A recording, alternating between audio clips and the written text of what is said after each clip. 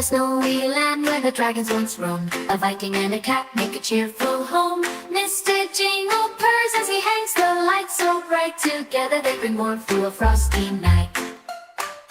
Garlands wrapped around the many wood beams. Viking whistle tunes while Mr. Jingle dreams. Wreaths and ribbons, all the colors do explode. A Norse Yuletide tale that will soon unfold. With a yell and a roar they spread the cheer, decking halls with hopes for a grand new year. Mr. Jingle pounces while the Viking claps. Christmas magic happens in their cozy laps.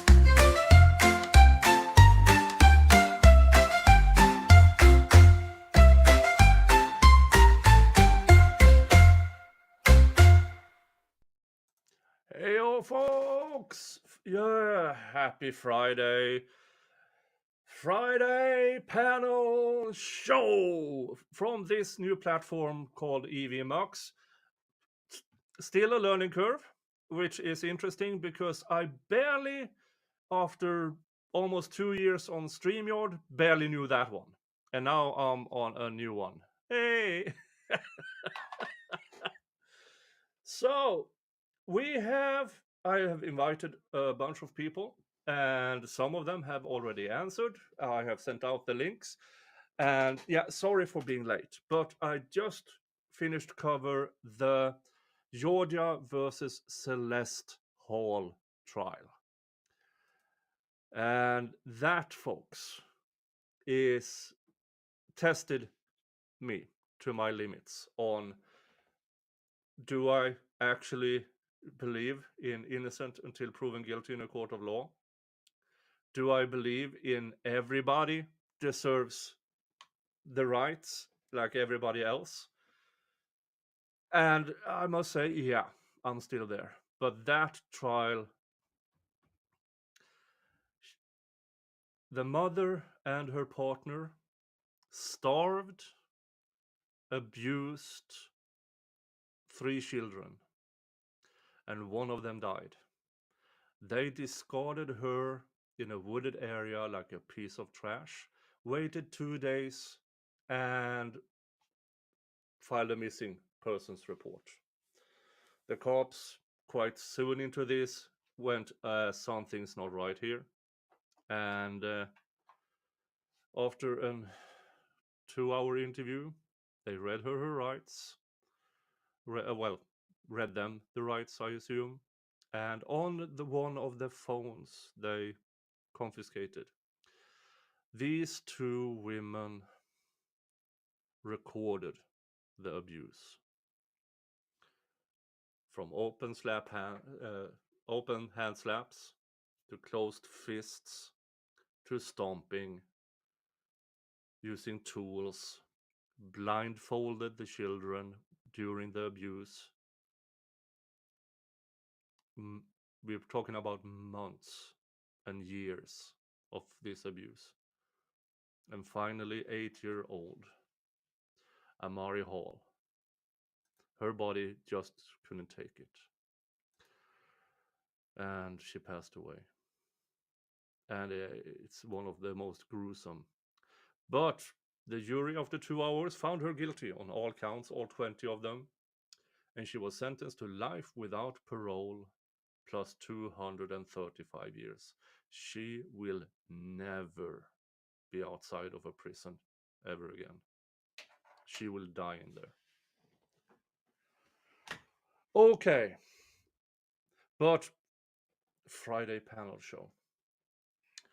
We are going to start by the YSL stuff. Shannon Stillwell, or Shannon Jackson, has filed a class action complaint together with, my apologies for butchering this name, with Nikengen Hambrick, against Fulton County Sheriff Patrick Labatt in his official capacity, and Fulton County Chief Jailer John Jackson in his official capacity. So, and the lawyers behind it is Michael D. Harper, Patrick W. Lead, Michael. Yeah, so 2 lawyers are holding into this. You might ask yourself, well, why doesn't uh, Mr. Shard all this? Well, he's a criminal attorney. Well, Kayla, what about Kayla? This is a class action suit, completely different type of litigation. So they've hired two. Now, with me, I have somebody who have no clue about the YSL trial. But I was on her show last week, or last weekend, was it? Something of the sort. And after we are done with the YSL, we are going to talk Sakara Anderson. So, everybody give a warm welcome to Jodie! Yay! Happy Friday, Saturday. Happy Friday! And yeah, I'm just going to say it like this. I'm going to have a beer. Oh, Now, it is midnight, or actually it's 12:30 here. Now it's 10 a.m., so you have a few hours. Well, you're Australian. I don't know if you have time limit. absolutely am. Mm. We do have beer. What are you drinking? This is Narwhal. This No, never heard of it. is an imperial stout. Oh, nice. Stout has a lot of iron in it, doesn't it? It's good for you. Like This Guinness. will grow hair on my toes.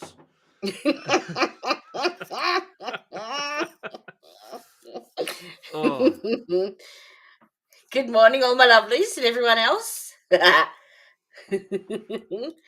my sound is a little low, they say. Oh, I can hear you all right. And I'm looking at the audio settings with a blank stare. Do I have a volume button on this thing, by the way? Oh, no idea. Well, it's a button that moves. I don't. You in the chat have to be the decider here if you can hear me. I hear you perfectly from me. Mm? I can hear you perfectly. Okay. So, but audience, can you hear me better now? Once there was a button here that moved, and yeah, I don't know if it will. I don't know. I have no idea if it will work. I had Jodie the is issue the other night. louder. I couldn't hear anything, and I was going through every setting, and it was that I touched the volume on my headphones. Okay, apparently. I hear there. Okay, I have conflicting things in the chat. One say it's better, and Jodie is louder. But I think That's just natural for me. Yeah, that's just her. Quantum, I don't hear me well. All right, let me try this. I will change to How about if I speak like this? another microphone. That's better. Okay. Yeah, I have this. Oh, this is the great microphone, Yeti, blue, blah blah blah blah blah. Yeah. But apparently, the built-in microphone in the web camera is better. Yeah. Okay. All right. All right. Let's try. Well, the YSL trial. It is the longest trial, or was, or still is. It's the longest trial in Georgia history. They started. The prosecution said they were ready for trial in December of 2022. Then they took 11 months to find a jury. Then the trial started November 27th of 2023, and it ended. What was it? December 2nd. Why did it take them so long to find a jury? Because Judge Glanville is a complete tool who. Yeah. Fair enough. That's all I can say about that. He is just a tool. And apparently, in speculation, the longer the trial took, the longer everything took, the longer these guys were in jail, and which made it more possible or more probable that they would plead out instead. Thank you, Laugh. Oh. Always have fun. Hey. I've been called a lot of things. A dear child has many names. Oh, yes. Yeah. Yeah. Oh, and in that YSL trial, well, we had at the end of it 351 sidebars, 50 motions for mistrial. They changed the judge mid-trial because he had an ex parte hearing without telling the defense. I did see that one. Yes, Yeah. I saw that one. Yeah, so they kicked him out, and then Mhm. Judge Whitaker came in and took over, and everything became more streamlined after that. Because there's a number of different defendants in that case, isn't there? They started out as 28, and then 12 got severed, and a bunch took plea deals, and so 6 remained in the trial that just ended 2 weeks ago. Mhm. And then there are 5 remaining in the YSL trial part 2, because it's a RICO trial with, it's stupid. But all that What does time, RICO stand for? racketeering and... It's Hold on. gang-related stuff, though, isn't it? Yeah, gang-related, yeah.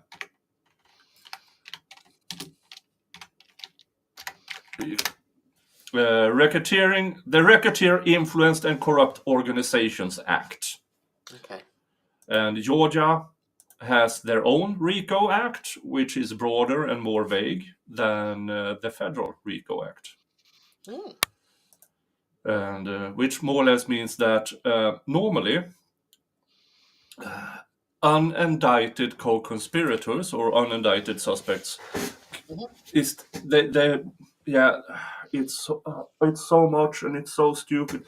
Normal hearsay rules I'm not fond of, because hearsay is hearsay, but there are always exceptions. But in RICO, they have extra exceptions, so they can bring in more testimony from people who they've never met, more or less. Yeah. I think the reason I didn't follow this trial, because watching a couple of the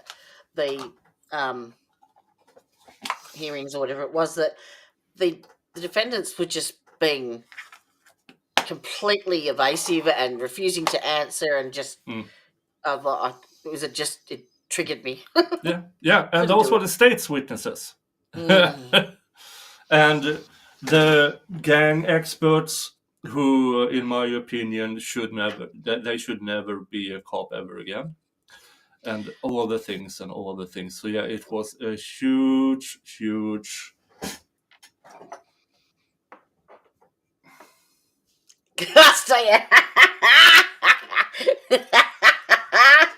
Yep. Yep. Yeah. And February 24th, YSL trial part 2 starts.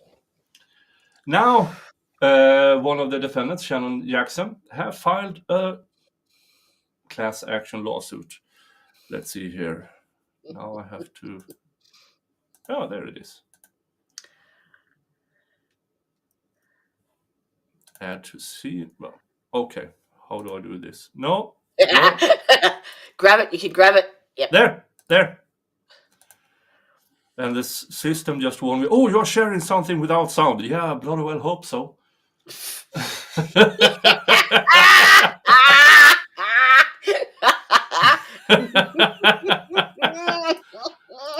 Oh.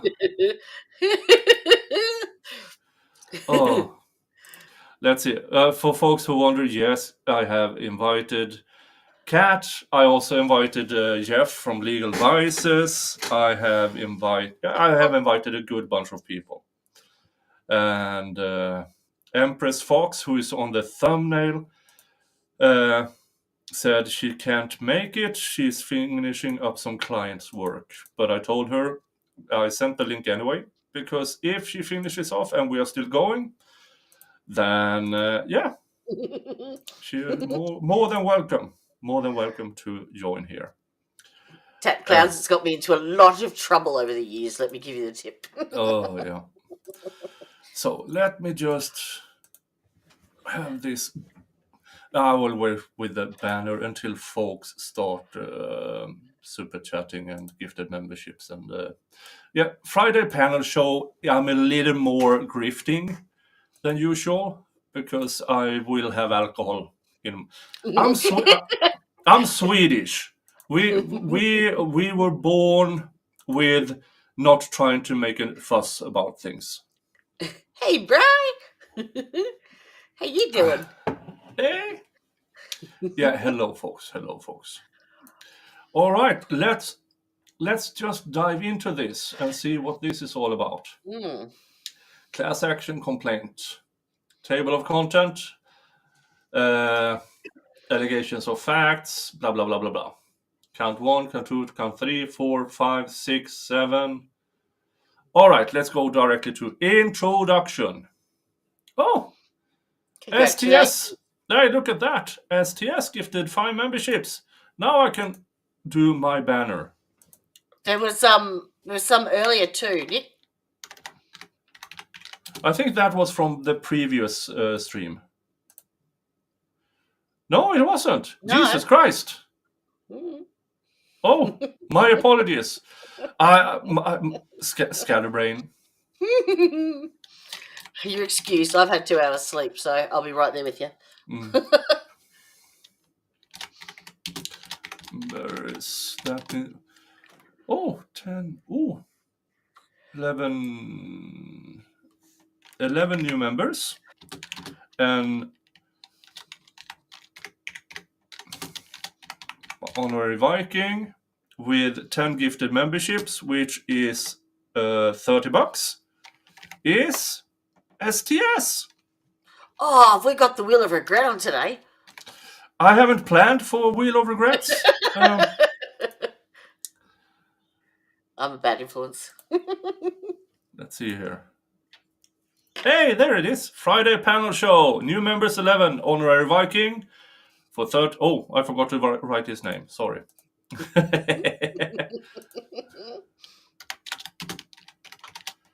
STS. There. All right. Now I'm caught up. Thank you to the Defense Rests for gifting a membership. And STS for gifting 10 memberships. And then I see that Wim has been a member for 17 months. Wow. That is a super long time. That is 2 months more than an elephant's pregnancy.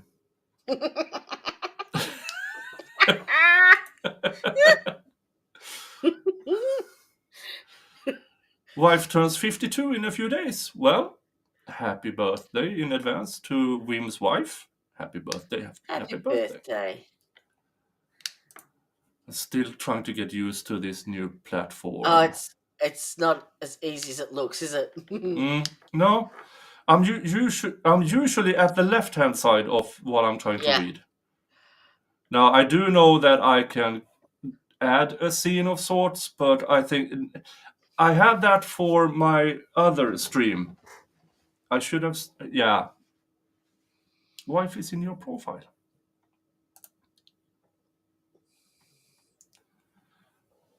Well, that's a lovely lady.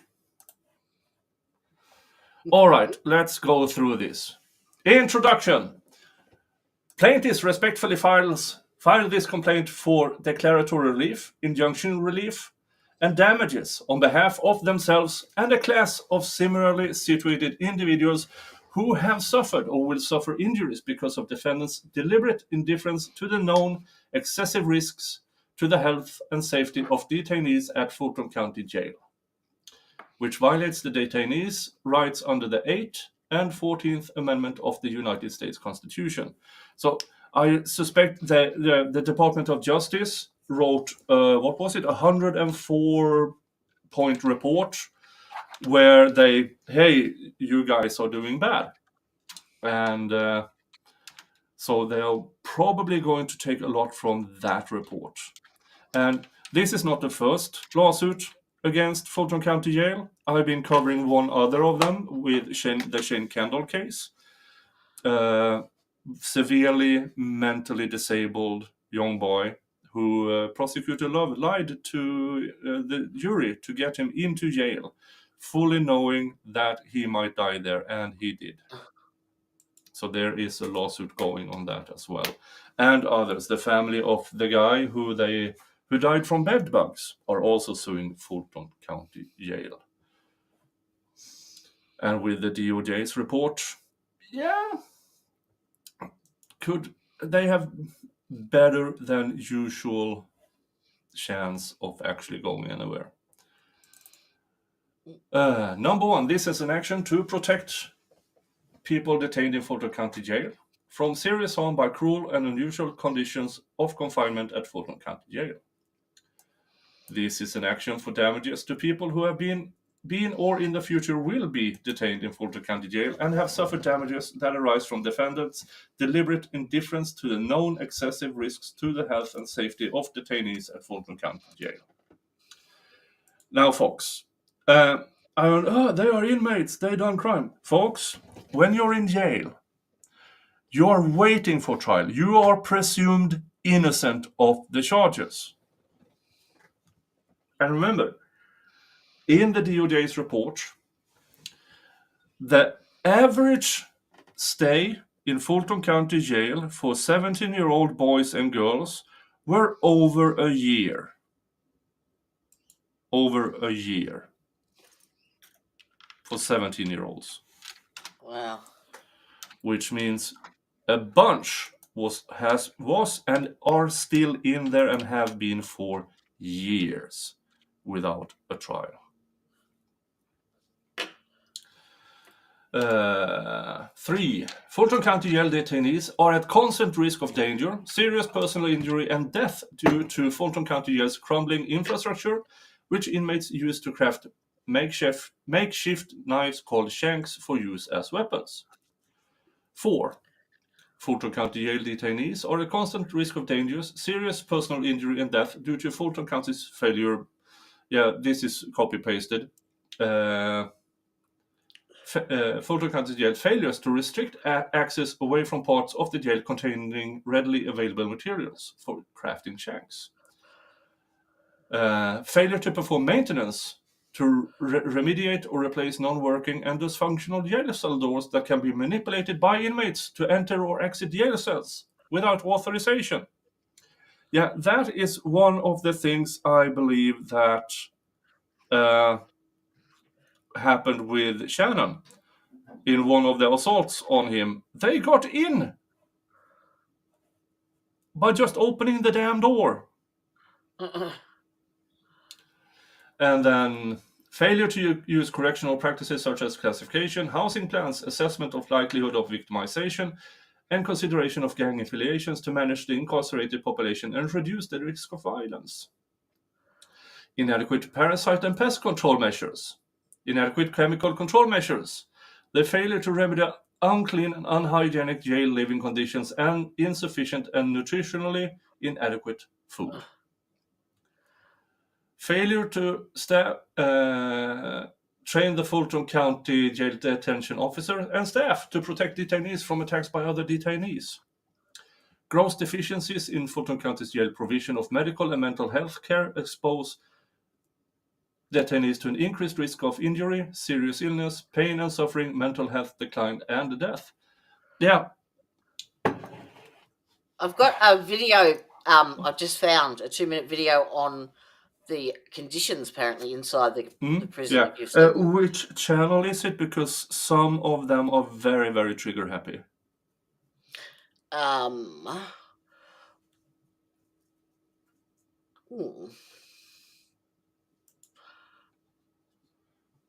It's on YouTube, but I can't see who it's from.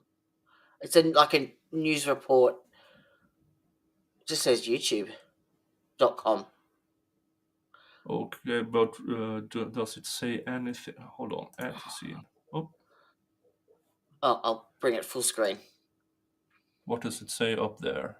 It's a large-scale humanitarian crisis. A closer look at Fulton County Jail's overcrowded jail. Horrid. If you take the County Sheriff's Department. the more videos, if you take that away, it should be somewhere That's on the that's what I- description on the right-hand side of the video itself. What does it say there? Replacing the jail facility could cost the county billions of dollars. YouTube.com. That's it. Mm. I can't risk possible. Some news organizations put things up on YouTube and then they strike away. So unless I know the Okay. source, Fair enough. I can't play it. What about Fox 5 News? Fox 5 Atlanta is good. They've got one there too. If you want to have a look, have you seen any of the conditions in there? Like, Oh yeah, I've seen pictures of the cell that the guy who died from bedbugs, how that looked. All right. Yeah, you can play. Oh, sorry. Issues at the Fulton County Jail. Thank you for joining us tonight. I'm Russ Spencer. An inmate who died and was found covered in insects, and an inmate accused of bizarre assault on a deputy were both housed in the facility's medical wing. And I'm Alex Whitler in for Courtney Bryant. Leaders, including the sheriff, say the county is not equipped to provide required care for these inmates. Fox 5's Morse Diggs reports. The function of a jail is to separate bad actors and those suspected of crimes from the rest of the population. But because inmates are confined, some medical services may have to be provided. But as the embattled Fulton sheriff told Fox 5, there are limitations. The jails have become the mental health hospitals around the state. On the third floor of the Fulton jail, a population count for individuals with some type of mental issue requiring consistent treatment is more than 350. There's a tragic case of a deceased inmate, his body deteriorated from bug bites. It has gotten a lot of attention. Getting less notice, and understandably so, is a different inmate on that floor who on last Friday attacked a female deputy at feeding time. He bit off a portion of her ear. The gentleman pushed past the door and attacked the young lady. Sheriff Lamont inherited a mess. Keisha Waits is a city council member. She looked at the downtown city jail and tried unsuccessfully to get that building turned into a center that would have included hospital beds. She says for now, though, leaders have got to focus on helping the sheriff. That didn't show a lot. Sorry. No, but that's okay. But I mean, the sheriff has been asking for, since he took that place, for extra fundings. And Fulton County, whatever the board is called for it, sometimes throws scraps his way, but nowhere near enough for running that place. Nowhere near enough. It looks horrendous. Yeah, but this is what the Fulton County politicians want. This is their tough on crime approach. So every time you see a local Atlanta politician saying, I'm tough on crimes, this is what they want. They don't want these inmates to be perceived as humans, only things to discard. You couldn't even put. I wouldn't even put an animal in there. Like,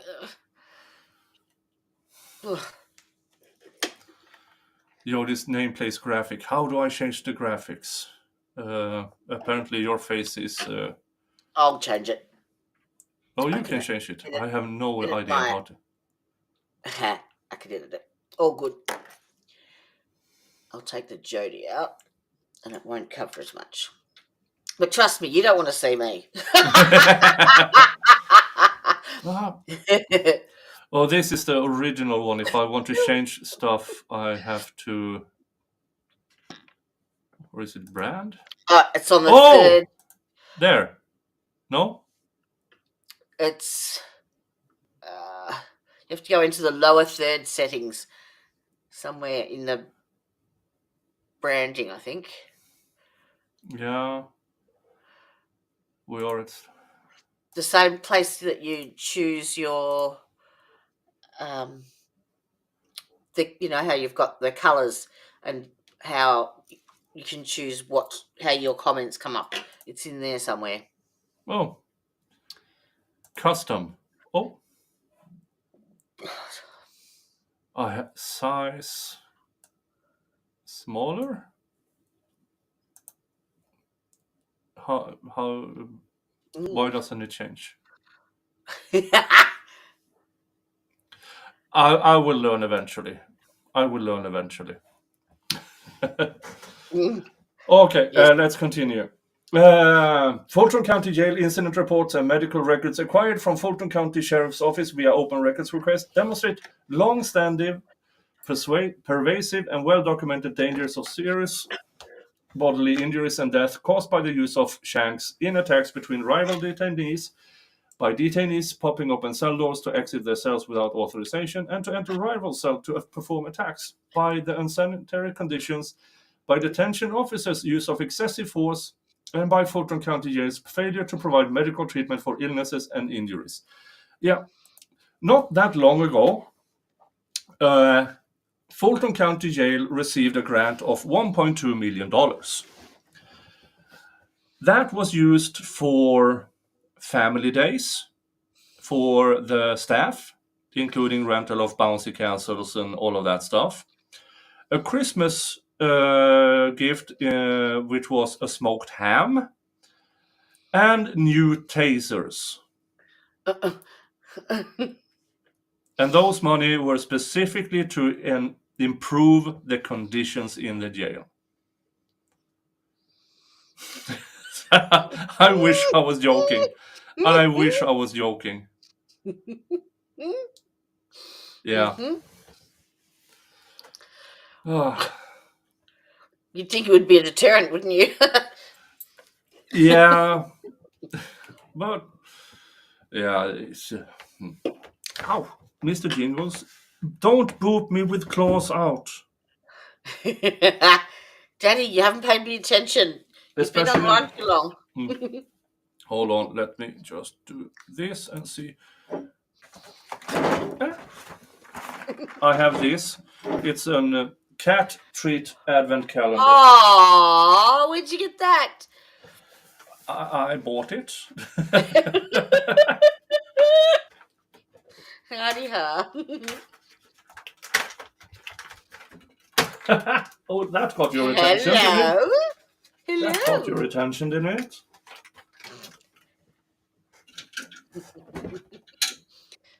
I have 4 cats here. I just for them, otherwise they annoy the crap out of me.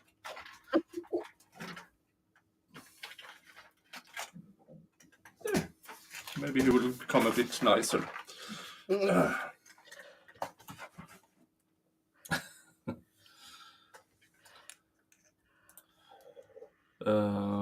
Duchess of Fluff, I heard that money was actually generated from commissary and the jail calls inmates made. Well, some of it. Under 8th and 14th Amendments, a jail must protect detainees from known risks and serious injury and death. They're from a 1994 U.S. Supreme Court case. In July of 2023, the United States Department of Justice opened a civil rights investigation into conditions in the Fulton County Jail under the Civil Rights and Institutionalized Persons Act, the CRIPA Act. On November 14th, the Department of Justice released a 105-page report titled Investigation of the Fulton County Jail, describing an extensive investigation into Fulton County Jail and results, determinations, and recommendations for change. The Department of Justice report is attached here as Exhibit A. From its investigation, the Department of Justice found reasonable cause to believe that Fulton County and the Fulton County Sheriff's Office violate the constitutional and statutory rights of people incarcerated in the Fulton County Jail. The Department of Justice determined that Fulton County Jail fails to adequately protect incarcerated people from the substantial risk of serious harm from violence, including from homicides and stabbings by other detainees, and due to its failure to use correctional practices such as classification, housing plans, assessment of the likelihood of victimization, and consideration of gang affiliations to manage the incarcerated population. the Department of Justice determined that the Fulton County Jail living conditions do not meet basic constitutional standards. Yeah, if they have an inmate that dies from bed bugs, yeah.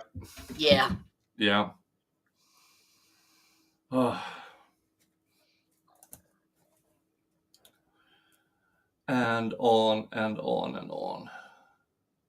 Wow, there's 62 pages of that. Yeah, 62 pages, and I mean, oh, there. Hello. Oh. I fixed the name. Yeah. So this, I assume more people will join this class action lawsuit because there are a lot of people in there who come out injured or don't come out at all.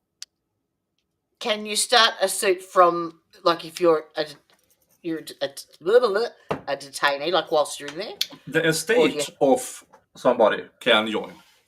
Okay. Should be able to join at least. And the entire jail in Fulton County is run by the sheriff's office. So, which also is something I don't really understand, because for me, the sheriff's office or the sheriff's department have an active interest in people getting convicted. So how can they great to house them?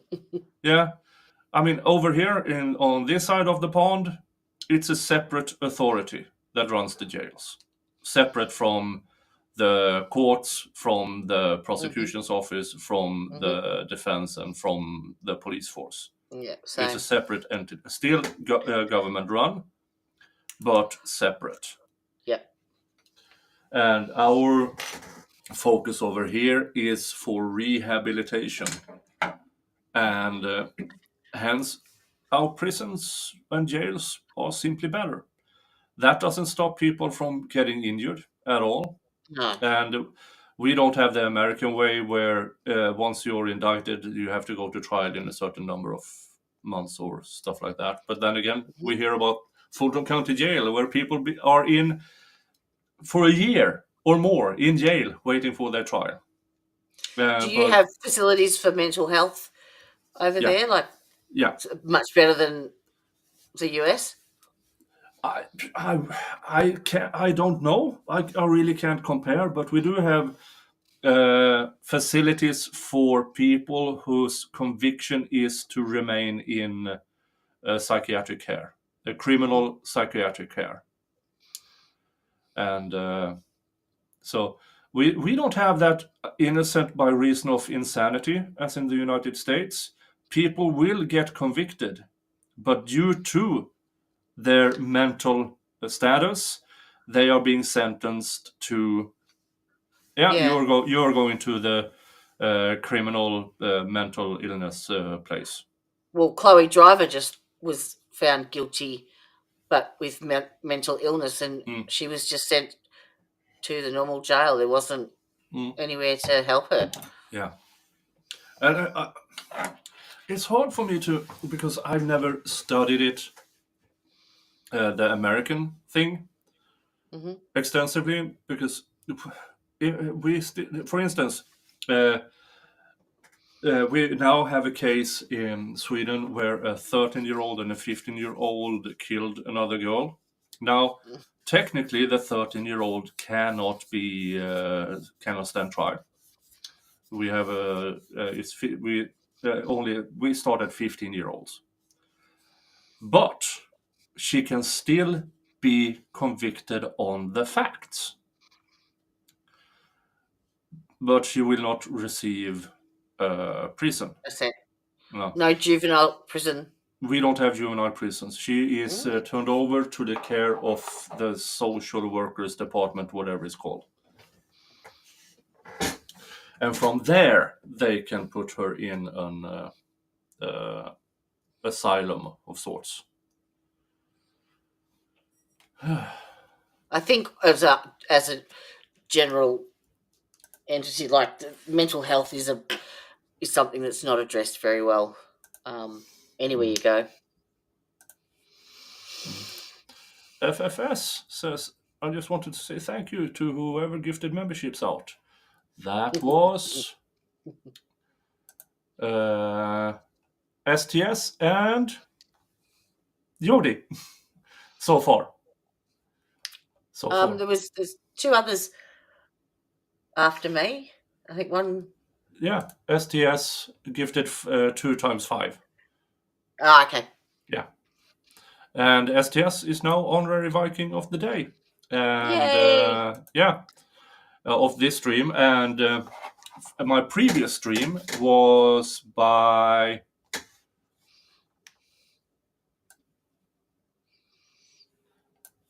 oh God. I can't be that stupid. What? Berta K. No.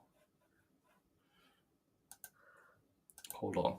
I need to check something here. So this is embarrassing. This is embarrassing. Let's see here. Previous live.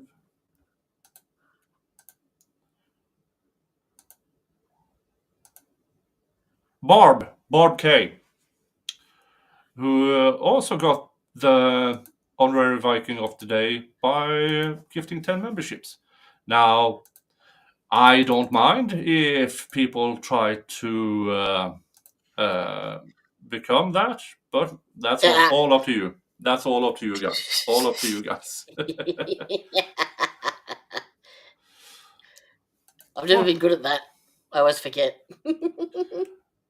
What did I miss? No, folks, I'm on a completely new platform to stream from, and if you have questions, do that enormous red question mark. The chat isn't easy to see on EVMAX. Hello, Brandon. Hello, Brandon. Let's see. The Auntie M. I have a question. I found it. So who actually runs Rice Street day to day? It's the sheriff's office. And the sheriff's office have their own guards. They also contract in cheaper guards, and they also contract in the healthcare providers. And not that long ago in Fulton County, the contracted guards left because they hadn't gotten paid for a couple of months. Oh.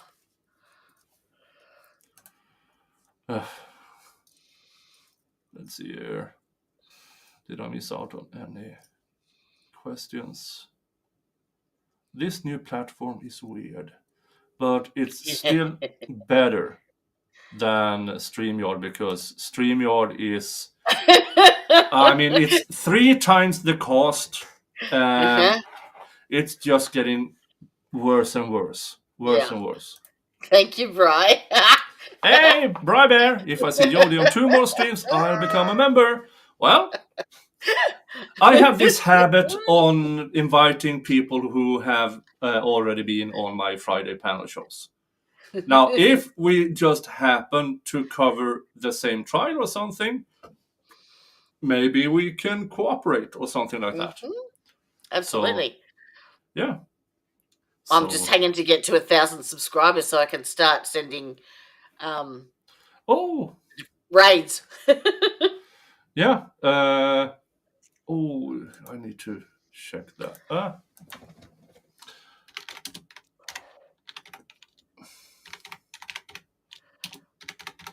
Let me just find your... Here is... If you haven't... Jodie... There is the link to the defense rests. Yay! Come and play. We have a lot of fun. Yeah. Good job, Christine. Yeah, good job.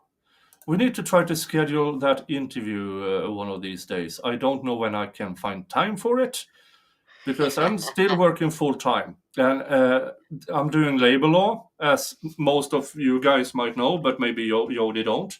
Well, yeah, I told you. And this time of year is rough because Christmas layoffs. Employees who believe that let's save some money for the end of the fiscal years by firing people. And those people contact the union, and the union contacts me, and I show up. And for some odd reason, most employers do not like me showing up. And No idea. Absolutely no idea why. No idea why.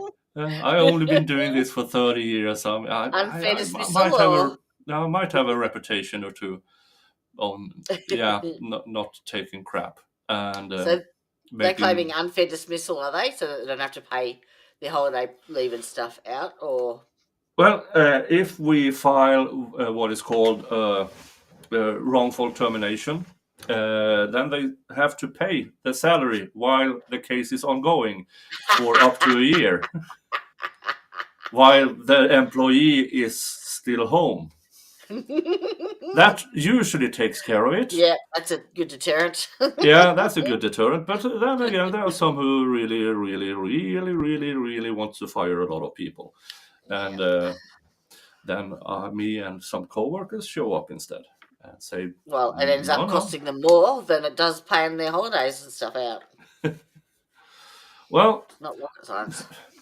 Let's say that around 90% of all these Christmas layoffs solve themselves, get resolved, but not until maybe January or February, which means a lot of stress for these employees. Yeah. Who just got a few weeks before Christmas, they found out, you don't have a job anymore. Go screw yourself. Yeah. Whatever's. Yeah. So, I mean, the amount of time I've been on phone with clients or members, grown men crying their eyes out because they can't provide for their family. Yeah. I mean, yeah, that's not fun. So I'm a bit more stingy than usual around Christmas, but I also love Christmas. And I mean, I have these new toys that cheer me up. So here's Santa getting it's supposed to snow, but it's more like getting thrown white projectiles at him. It's supposed to be a very cheerful, snowy Santa, but I mean, it looks like there's a gang of kids throwing snowballs at this poor guy. And in the background is my Christmas tree, which I need more lights on. I bought one of these light thingies that runs on batteries, which also means that barely any light. And thank you, Welshie. Hey, I see you. No, this one. Like button on your way in shows support. Yeah, all of that. This in EV Max, I can only see like 4 chats at a time. I don't know how to make that bigger. You can, and you can also add a chat box to the screen. And then they automatically come up. Oh, that would be fun. Yeah. Is that on add scene? Or can I do it here? No, you can do it there, but there is a section where you go in to layers. Where you add yes, layers, and then add something. I have add from marketplace apps and widgets. That's it. And the chatbox. Widget, I saw it. And then you just adjust the size. New scene is required. You might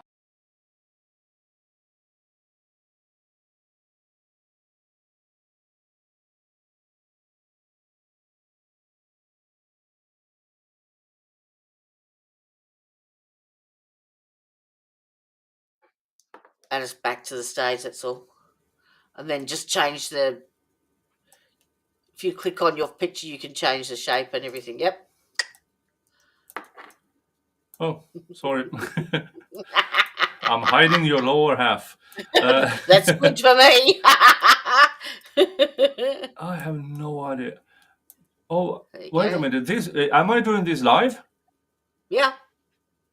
Okay. And you can decide how many people you want to see in that chat box at one time, so it's not so clustered. App settings, amount of oh. And how long the comments stay on screen as well. I think you can adjust. Oh, look at that! Mm. Look at that! Distance from edges. I have no clue what that You is. can just drag it like as you normally with the picture. Just click on it. And I can do that. I can do that, and then I can put it up there maybe. Oh, look at that! Look at that! But how? Let's see. This is strange. There's a dimensions button as well that you can alter its width and its height and make it fit a spot. Okay. See, now you guys know the trouble I have whenever I do the podcast, because I'm still getting used to it myself. Blur background. Oh, that didn't do anything. This is fun. The layers is good because then you can work out. Let's see, if I do that, we can both be up here. Yep. Or down. Yeah, I have no idea what I'm doing here. If you actually click on that chat box, it should give you dimensions. Above. Yeah, and just alter the width, and it will fit down the bottom.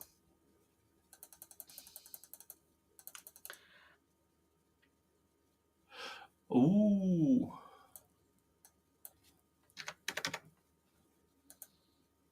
There you go. Look at that. Hey, Legal Vices, welcome. Hey! Yay! He's trying to get here, but his monitors aren't working for some reasons. Oh. It's not your dog's fault. It absolutely isn't. Did you buy Mr. Jingles anything for Christmas?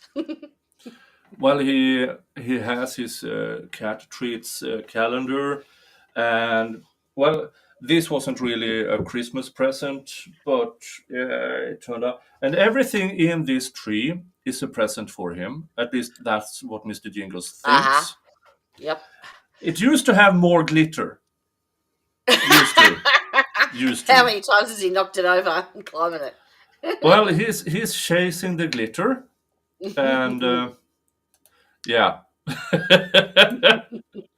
Yep. So, I've got 4 here, so I get you. All right. Oh wait, no. What's going on there? Where's my add new layer?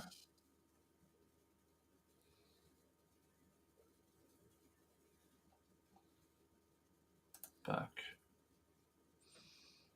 Where is my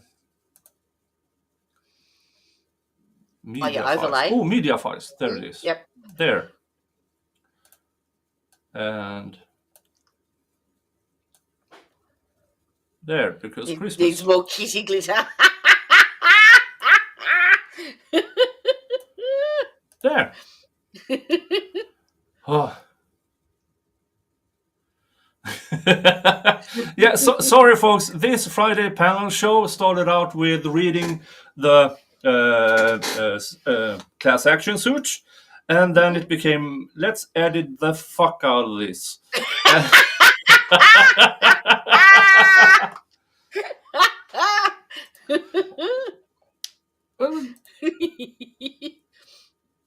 But I said hello. Huh?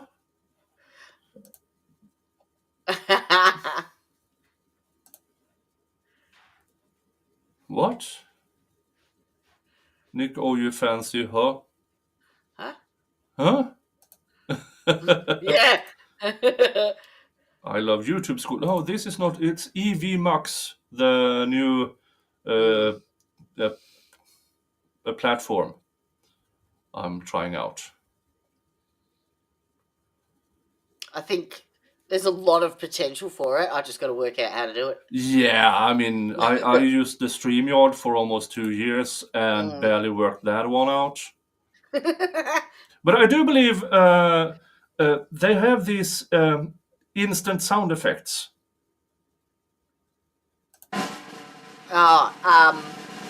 Yes. I think it's done. A few of them at least. Ta! Or...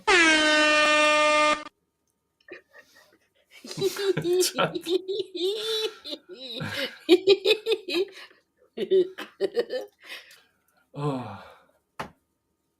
Did Mr. Jingles make his own Christmas list? Christmas tree. Well, he's bringing me gifts in the form of mice and other rodents. Too. It's too cold out, so he just goes out, catches them, and then he brings them indoors to play with them. Yay! Thank you. Yep. And some of his gifts he places where I can't find them. But, Yeah, like but I under my will. bed. I found out by the odor that Correct. I got a present somewhere. I wonder where it is. I'm so glad I'm not the only one that gets those gifts. Yeah. Oh. And they'll play with it under the bed all night.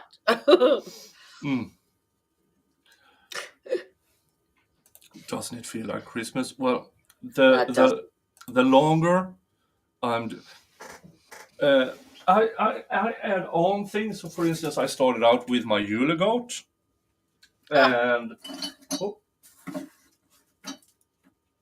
then I do have this. I have one more sparkly Christmas tree, and then I have. Where is it? Oh,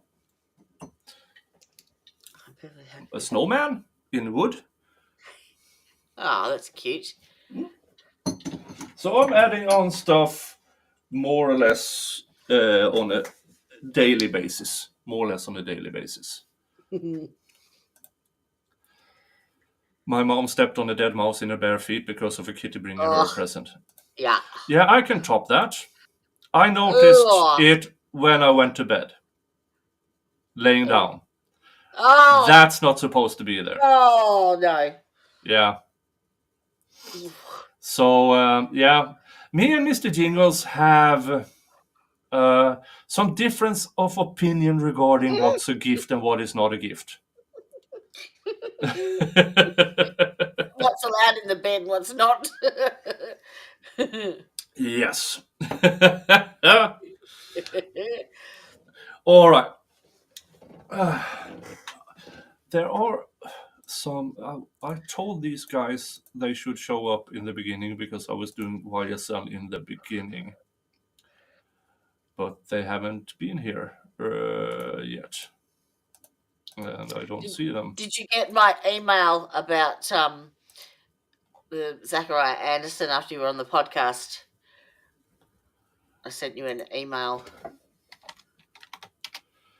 Let's see. Open panel discussion. No, it was like last week.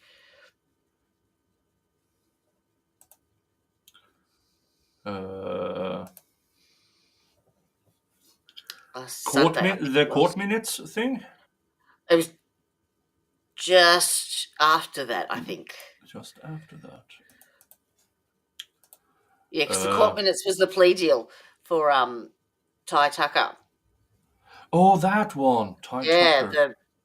The one where they dropped 4 felony charges and reduced it. Ty Tucker, the treehouse guy. Mm-hmm. Yep. Yeah, who represented himself and got out with time served and everything, and is now a free man. which is And- an amazing result for him. An amazing. Well, But he was helped by a completely incompetent prosecution. So it's. It was the prosecutors that actually approached him for the plea deal. Oh. Mm-hmm. But shady stuff during the night. It was like they came into the jail of a night time and off the record to try and discuss how to I'm going to send an invite to Dali. No, what? That's not. Oh, your mum found a snake in their bed. Ugh. My girlfriend has a snake in her bed. No.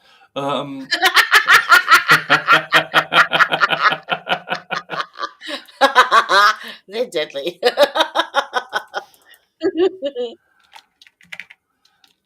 Friday panel show talking about time. Tell me more. Well, I was apparently the actual plea deal that he negotiated was quite groundbreaking in that, you know, he was on charge for unaliving, and absolutely 100% no factual evidence whatsoever was set up by one of the co-defendants who got a time-served plea deal on to testify against him, basically. And yeah, he ended up going to trial as a pro se in January and had a mistrial. And the reason he chose to be pro se was pretty much the public defenders are down there. They get allocated a certain amount of hours with each client, and once that has been reached, they don't get paid anymore to do it. So they all pretty much try and get you to plea out. And he's saying, no, I'm not pleading guilty to anything because I didn't do it. So that's why he was so adamant about being pro se, because so yeah, these two prosecutors pretty much.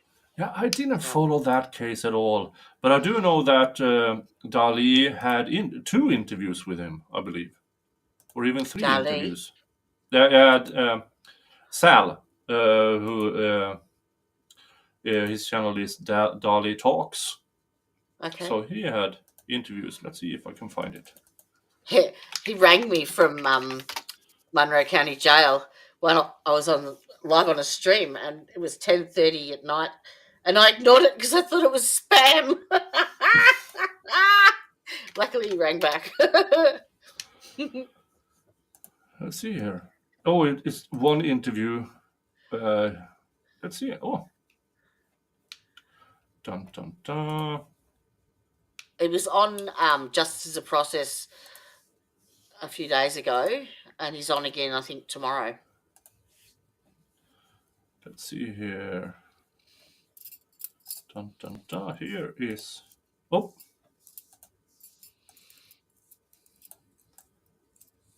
Here is the interview. Oh, I'm editing while I do this. This is fun.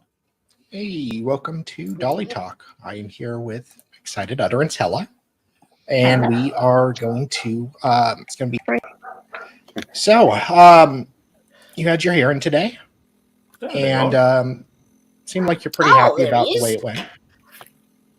So what are your thoughts about the judge? Yeah, I'm pretty impressed with the judge, actually. He was really nice. He was real polite. You know, it's kind of a nice change of pace.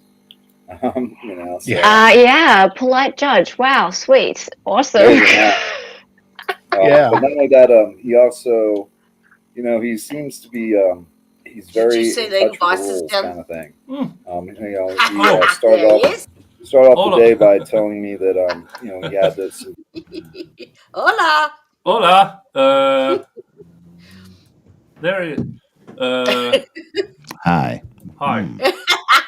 I have no idea what I'm doing, so I'm going back to this. Where did he go? There he is. Yeah.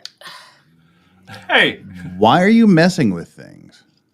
I'm trying to learn this new streaming from platform EVMux. But why? Because StreamYard sunk donkey balls and should be put to sleep.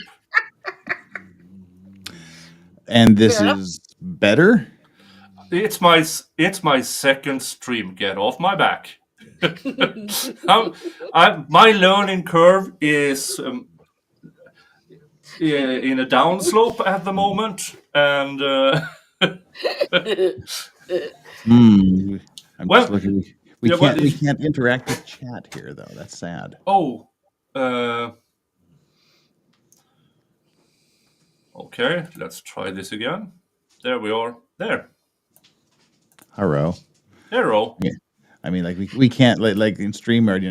You can chat with chat. You can type in messages. Can't do that. Yeah, it's comments on the left side. Yeah, it just shows the comments and says search for me. So, yeah, you've got to be you've been invited as a speaker, not a collaborator. So option's not available. Intercourse you, Nick. I'm just I'm not a collaborator.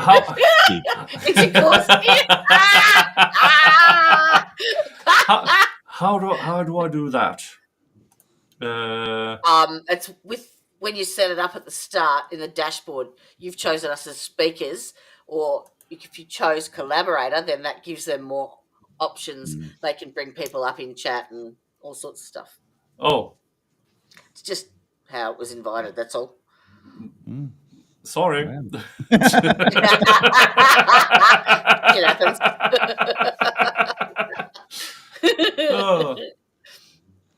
All right. Hi, Jeff. How are you doing? I'm okay. Hi, Jeff. Lovely to meet you. This is Jodie. I just got her into the Sakara Anderson case. Oh, there you go. Yeah. She covered the entire trial in less than a week. Yeah. Still recovering. That's dedication. But you converted me, Nick. Yeah, I did. And I must say I'm really proud of myself. Now, Jodie is something as unusual as somebody who has an open mind. She's not locked. She's not locked in. No. So she invited me into her podcast, The Defense Rests. Wow, saucy. To talk about the Sakara Anderson case. And for 2.5 hours, we talked about the Sakara Anderson case. And I converted her. I do like the theory of that Steve got with the one of his booty calls boyfriend with the violent. Yeah, we had this new theory on that podcast because her friend Steve never heard of the case, more or less. Okay. And once we presented everything, the surroundings, he got to, but that witness, does she have a jealous ex? And we said, yes. Well, that would explain something. Yeah. Who sits outside for 45 minutes? Then I remembered she actually had a violent jealous ex. The girl who was in the parking lot. Did anybody check him out? No. Well, I still think she had something to do with it. So yeah. You don't change your mind that easily. I mean, now I need to fetch myself more nicotine. So you two guys talk to each other, and I will this time mute the sound. How long? Wow. It seems I missed something. You did, yes. Just say he'd been sitting for 6 hours when he got up and he hadn't muted his screen while I was backstage. And what happened? There was an evacuation of gases of sorts. Nice. Oh, I got to laugh. Nice. Oh, you told him? He was just filling me in on what I missed, Yeah. Luckily, this was before we went live, and I didn't know. I was on screen, and I didn't know the sound was on. So I'm over there. He's hiding off screen. Hiding off screen and thinking to myself, now is a good time before the stream starts to let out a squealy one. And Yeah. You know, I mute myself often. Now, wait a minute. I saw for you. something. Sylvia Edwards, thank you for 10 gifted memberships. Thank you so much. Everybody say thank you to Sylvia Edwards. Bringing us up to 21 new members. And is now tied as honorary Viking with STS with a combined $30. So how many members have you got now? Today. One very large. Oh, never mind. I have 21 new today. Hi, Jeff. Where'd you go? There you are. I have no idea how. It's a steep learning curve, and I'm in the downslope of it. And yep. Thank you, Lafayette.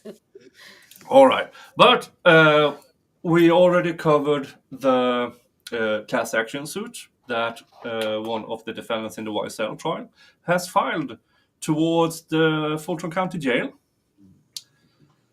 And I assume they are looking for more people. There are currently 2 people in this class action suit, and they are leaning on the Department of Justice 105-page report on everything that lacks in the Fulton County Jail, like sanitation, like the ability to lock the cell door, like not being dead by bed bugs, and stuff like that.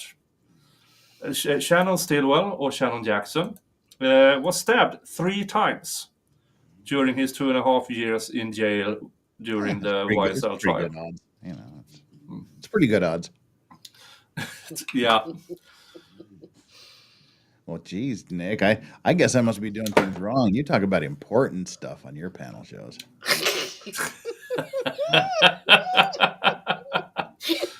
Oh. Jeff, did you follow the wedding anniversary trial?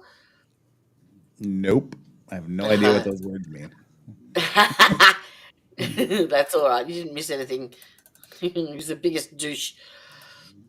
He unalived his wife with a Glock with a silencer on it, and had a pillow over her head and fired through the pillow 2 shots. It's an accident. That was self-defense. And then apparently... Hi, everybody. Oops. Accidentally put a pillow over her face and shot her twice, huh? Accidentally. Through the pillow with a silencer, yeah. Then stabbed her 18 times and then dismembered her. Yeah. And he took the stand and thought that he could convince the jury. She accidentally fell on her knife 18 times in the back. Yeah, 3 different knives. And it was done post-mortem. Well, she went Taylorship business on his ass. Okay. Yeah, she did. Yeah. Oh, he did, yes. Wait. Oh, what's going on? Steve? What? Steve's Goslin's YouTube channel got nuked? Okay, this is war. What do you mean? Yeah, details. What? Yeah. What's going on?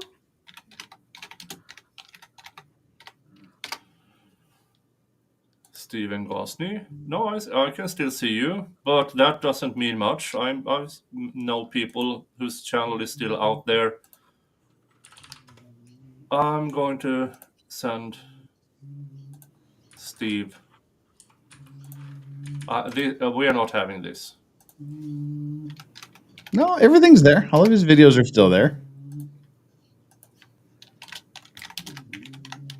Put the sidecars down, Steve. Put the sidecars down. I sent Steve an invite. And thank you to Excited Utterance, to Hella, a fellow Aussie. Oh, should we have 50% Aussie on this channel, on this stream? Yeah, I'm sending her an invite too. She's in the Sunshine State. She's up north. Well, I've got 6 minutes before my taxi gets here. Sorry, the camera wasn't. The monitors weren't functioning. I don't know what the deal was. But I got them working again somehow. Somehow. Just sort of like how you get your car working again. You just shake a few Yeah. wires and unplug stuff and Kick it. and then try the jumper cables. And if that doesn't work, you call somebody. Ha! Teach them how to say Aussie. Aussie, Aussie, Aussie. Hey. Hello, Raid. Hello, Hella. I sent you an invite. So what's the occasion for the show today? Just a Friday panel show. I have it every Friday, and usually during the YSL trial, it was all about the YSL trial, and so I had people covering the YSL trial. Now we're in between YSL trials, so I started to invite other people. You usually start earlier than this. You usually start a couple hours earlier. So yeah, but I covered another trial before this, and all of a sudden, hey, we got a verdict, and yeah. And then they did sentencing straight away. Yeah, they did sentencing straight away. She got life without parole plus 235 years for criminal neglect, criminal abuse, assault, and murder of an 8-year-old autistic girl. Well, that's well deserved. She was in a relationship with the girl's mother, and for months, possible years, they abused all her 3 children, and one of the children didn't survive. So they discarded that child and reported her missing. And they videotaped the abuse. Oh, lovely. Yeah. With open hand, closed fist, stomping, and tools. Yeah. Yeah, but there's a special place in hell for people like that, I think. Yep. There isn't a sentence big enough. Dave, stop doing voice to chat things. But thank you. Thank you. I think he means, did I eat lussekatter today? Which are saffron things, saffron pastries. Yes, I did, because today is the Saint Lucia Day in Sweden, where we eat stuff. Not pickled herring. Yeah. One of few holidays we don't eat pickled herring on. I will say was it last week or 2 weeks ago? They had, I guess it was last week. They had the Wine and Spirits Festival here. I will say those Swedish whiskeys were pretty good. Those were great. There you go, Steve. Steve, what's going on? Hey, what's happening? Am I here? Oh, I'm here. Yeah. You are. Yeah, Steve. I'm trying out this new platform, and it's a steep learning curve, and I'm going down slope. And yeah. Here, let me hold on a second. All right, shoot. Well, you get to see my wonderful kitchen now. I'm supposed to have, this doesn't have the background feature, but here we go. Anyways, well, yeah. Okay, well, how the frick am I supposed to do this now? hey. Hold on. Go into the dynamic scene, and it will automatically do it. No. Add. There. Okay. Yeah. Hola. Hello. These are all some of my favorite people right here. These are everybody in one room. And Steve, this is Jodie. She has covered the Sakara Anderson trial, and then she invited me on, and I converted her. Yeah. From guilty to what the frick is this? So, Steve, this is Jodie. Jodie, this is Steve. Nice to see you. And you too. Yes. Now, And what did I just got the call from my taxi driver. He's 5 minutes out, so I got about 3 minutes. Hey, I want to say hi, Jeff. I haven't seen you in a while. Hi, Jeff. What's been going on the YouTube channel? What do you mean it's new? I'm looking at it. No, it's what happened. I had several videos on there that had 25,000 plus views. And now they're like, some of them are saying like 4. The one has 177 views. That one had 25,000 views. They've all of a sudden the views have been nuked down to like nothing. Oh, I thought you meant like nuked, like your channel was gone. We're like, no. You look at my Rumble channel, like the John C. Right on Christianity channel and my Murdoch. Those were big videos for me, 25,000 plus views. And now they're like the highest video is 1.6. not Are you that about to hit a milestone with YouTube, like as far as subscribers? Because I reckon they dock you a heap when you're about to. They do rip subscribers, but they don't normally change views. That's weird. Yeah, isn't that weird? I don't know. They must. Of course, they don't like me anyway. That's why I'm a rumbler. But I'm not that I'm like producing a lot of content lately. But still, isn't that weird? I've never seen that. They nuked my views. Like now it's like, oh, Ghazi's not that popular, which is probably true. That's weird. I don't know. I don't know. I don't understand. Anyways, whatever. But it's intriguing. I mean, I've never seen that. I didn't know that they could just knock out like viewers. I mean, if somebody views it, that kind of like is a done deal, right? You'd think. Yeah, it should be done. It's probably a mistake. It'll come back. I don't know. Yeah, you can hope so, because otherwise, I feel a need to go to war, because I mean, I know I have so much information on, speculation and information about Steve's usual haters. Well, we need to talk offline about that. Yeah. Okay, because believe me, you're not. Are going to war. Yes, I like. It's always good to have the Viking in your back, with a battle axe. Well, shoot, Nick, I hate to be here for just like 20 minutes and run, but taxi guys are coming. I'm sorry my monitors weren't working. I couldn't get on sooner. Aw. But somehow... I know what it is. Me, isn't it, Jeff? What did you do to my monitors? Well, that's it. I got to get down before the taxi guy gets here. Oh, okay. I spend a weekend in Seoul alone in a hotel, and it just self-caring. Oh, we'll see you all soon. Lovely to meet you. Take care. Bye, everybody. See you, Steve. See everybody. Bye. Bye, Hal. Bye, everybody. Thanks for being here. See you next time. Good to see you, Jeff. Don't be a stranger. Yeah, I'm going to try. I have zero idea how to get out of this stupid studio, so I'm just going to shut the tab. Bye. Hey, look at that. Oh, hi, Steve. Good to see you. Good to see you. Yeah, it's good to see you. Well, are we on for tomorrow? Dolly's here. Hey! Hey! It's the Peen Man. No, we were talking about Ty, the treehouse guy, and his and I thought of you, which is a change. It is. My reputation is finally rebuilding. I go from Peens to treehouses. Yep.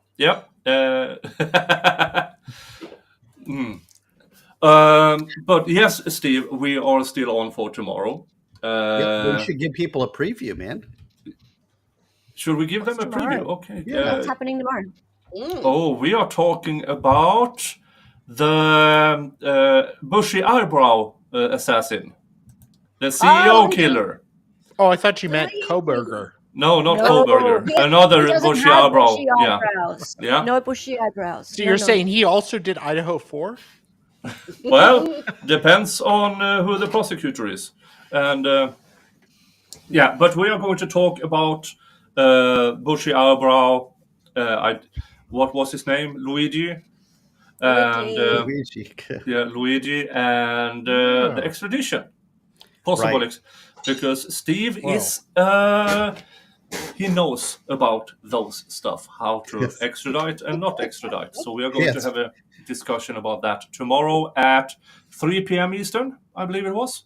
Well, I'll give people a little lead-in preview. So we'll talk about the case. I've had some more people approach me about this case and about what do you think about it, what's his motives. So we'll talk about that tomorrow on Nick's channel.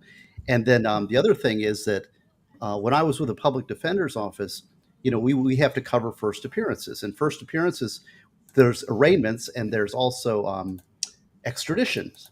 Right. And so the people show up for extraditions and most of the time they say, I'll waive extradition. But occasionally somebody will say, I do not waive extradition. Yeah. And then, of course, everybody looks around and they're like, what do you do with this? Right. And so I was tasked at one point to figure it out and to basically come in and represent everybody who did not want to waive extradition. So anytime they'd have somebody who didn't waive extradition, they would call me, and I would go down and meet with them in the jail, tell them the scoop. I'd review the file, and occasionally I'd file something and challenge extradition. But so I'm familiar with the statute. There's a uniform interstate statute that applies. Now I know Florida statute, but I'm sure it's similar to the New York statute. So we'll tell some war stories, talk about extradition and everything else.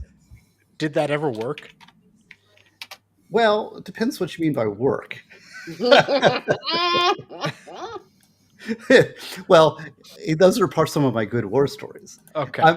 Sometimes the short-term objectives are achieved even though you lose the battle but win the war, or maybe you win the battle and lose the war. I don't know, one of those things. Yeah. But you achieve some tactical. Like Kyle Rittenhouse had that scenario, but it was mostly because he had kind of in my opinion, a shady lawyer who was trying to build donations. Let's just say that generally you can't get out of being extradited. Yeah. Okay. But you can achieve some small tactical victories in certain cases. Okay. So we'll talk about that tomorrow. I don't want to spoil it. I'm not going to. Yeah. Those are my good stories. I guess I'm going to have to watch. You got to watch, Yeah. But since we now have two people who covered the Thai, what's his face, with Ty Tucker, let's talk about Ty Tucker. Dali, meet Jodie. Jodie, meet Dali. Let's talk while I go get a glass of something. Oh boy. What did you think about the plea deal, Dali? It probably should have been taken before his first trial, because I'm pretty sure that it was offered. But he was offered, but not no contest. He had to plead guilty. Oh, was it guilty? Okay. I am glad he's no longer in jail, and has kind of resolved all the issues. Of course, he still has to pay $8,500 for being that was a transport from the airport Oregon to Key West. Yeah. But, he's moving on, so that's good. He hasn't been well, actually. He's been in hospital. Has he? Yeah. Yeah. But he's out now, but yeah. Good. But yeah, that's I'm glad it's over. So what was your opinion? Did you think that he had a hand in the unaliving, or no, not at all. No. No, he was innocent. But it was never. He just couldn't really present himself well in trial because he was in jail for months. Absolutely. And no social contact during COVID. You lose those skills, and to go ahead and try to convince a jury of 12 people or 6 in Florida, it wasn't really a great strategy. No, well, he's not an attorney, but to get a mistrial, though, that was impressive. Yeah,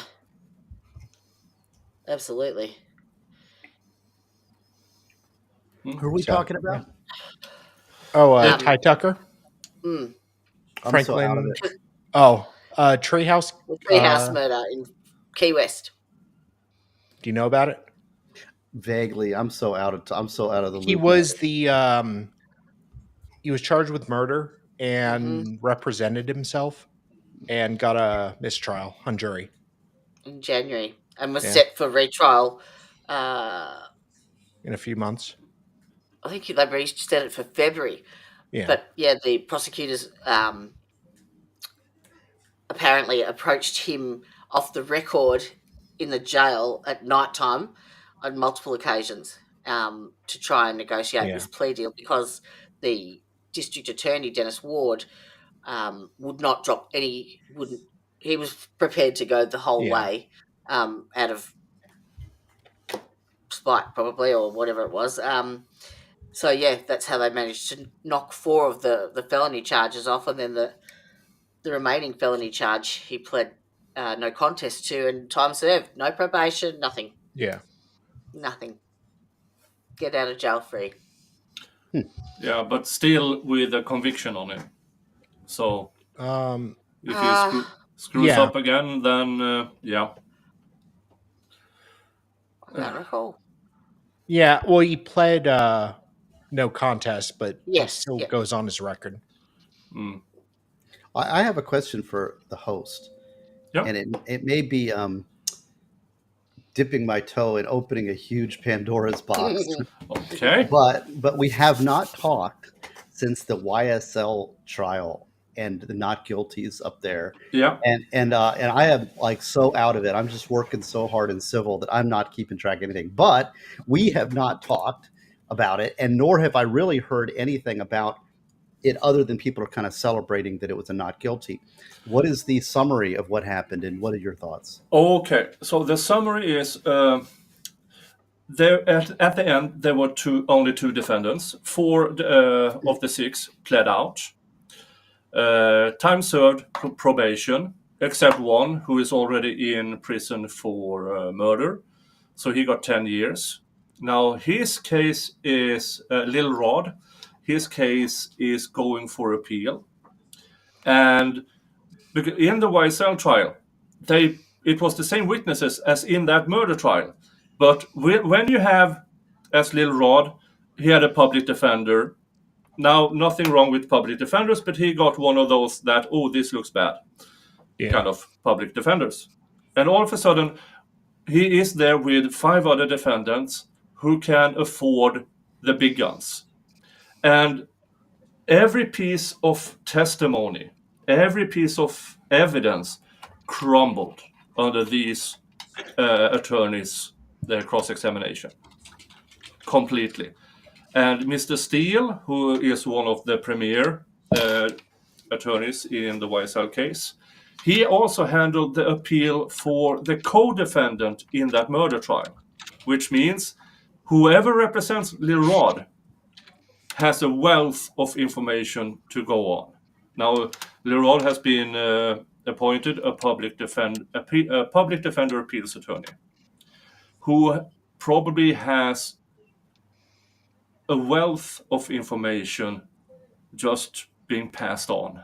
So I do believe, well, we always say appeals are for losers, but I do believe that he has a better than average chance. Well, and we had talked when I first encountered this case, and you are the man when it comes to that trial because you covered that thing like a beast, and so all kudos to you. But and I dipped. I couldn't handle that, listening to that for so long. But given that, I don't think justice was done even with the not guilty.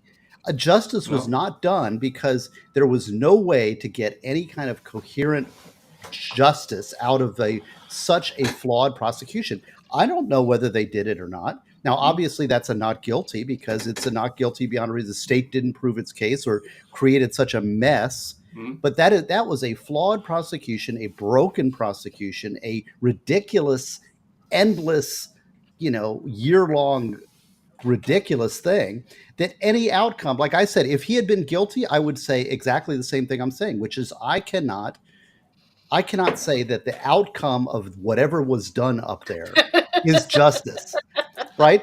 If they had come back and convicted, I'd say the same thing. I have no reliability in the verdict. Same thing with the not guilty. Now I'm glad it's not guilty, but because of the state did such a bad job and they deserve to be punished. But then again, maybe some guys that actually did it got away. But they still got 2.5 years in jail out of it. Yep. Plus probation and everything, and the 2 remaining, one was completely acquitted. But that poor kid is now facing charges for what happened in jail. Yeah, and the thing is that not only like that's the process is the punishment. Yeah. But there's just so much wrong. I mean, there's so much wrong with what went in there. It's a disaster. It's embarrassing to American justice. Yeah. And I'm, even though I'm relieved. But look at the punishment that's inflicted on all those defense lawyers Yeah. and all that staff. Those defense lawyers, I mean, they're probably going to go bankrupt because of the stupid case. Well, only one defense attorney in the final 6 was a public defender. Eventually she was paid $5,000 a month. Now she has switched to civil litigation. Because she needs to earn money to make up for everything. During these 2 years, she represented Little Rod. She lost her practice. Now, she did have her colleagues in the firm to help out. Sure. But she basically lost everything. Yeah, so this is our system. We've got a system that if you try to try a case and defend somebody at trial and exercise your right, that the defense lawyer goes bankrupt. I mean, that's our system. That's ridiculous. Yeah. Was Weinstein a public defender? No, he was retained. Really? Only Miss D Williams was the remaining public defender. Not public defender per se, but she was one of these who accepted the contract, thinking, well, this will be over soon. And it wasn't. Oh, God. So, hi, Dave. Who let Ilya on the panel? Yeah. I don't know. I was surprised as well. I just clicked a link and showed up, and these idiot let me on. So I love how his name is Ilya now. God damn it. Before anything else, this is me trying to get a sponsor.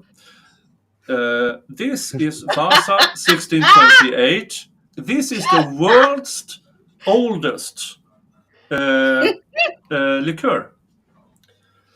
A recreation of the world's oldest liqueur found at the sunken warship Vasa 1628.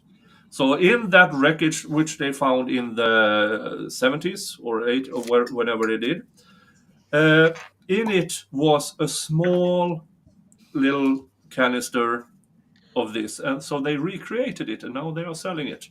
Now, I'm not sponsored, but you need one.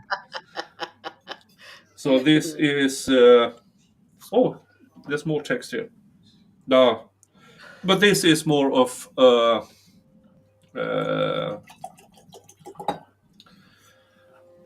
do you call it? A schnapps more than a liqueur. So yeah. Crystal Desaro in chat, what you just said. So personally, I'd rather a guilty person go free than an innocent one go to prison. Well, that should be how it is. Yeah. That should be how it is. That's supposed to be the standard, correct?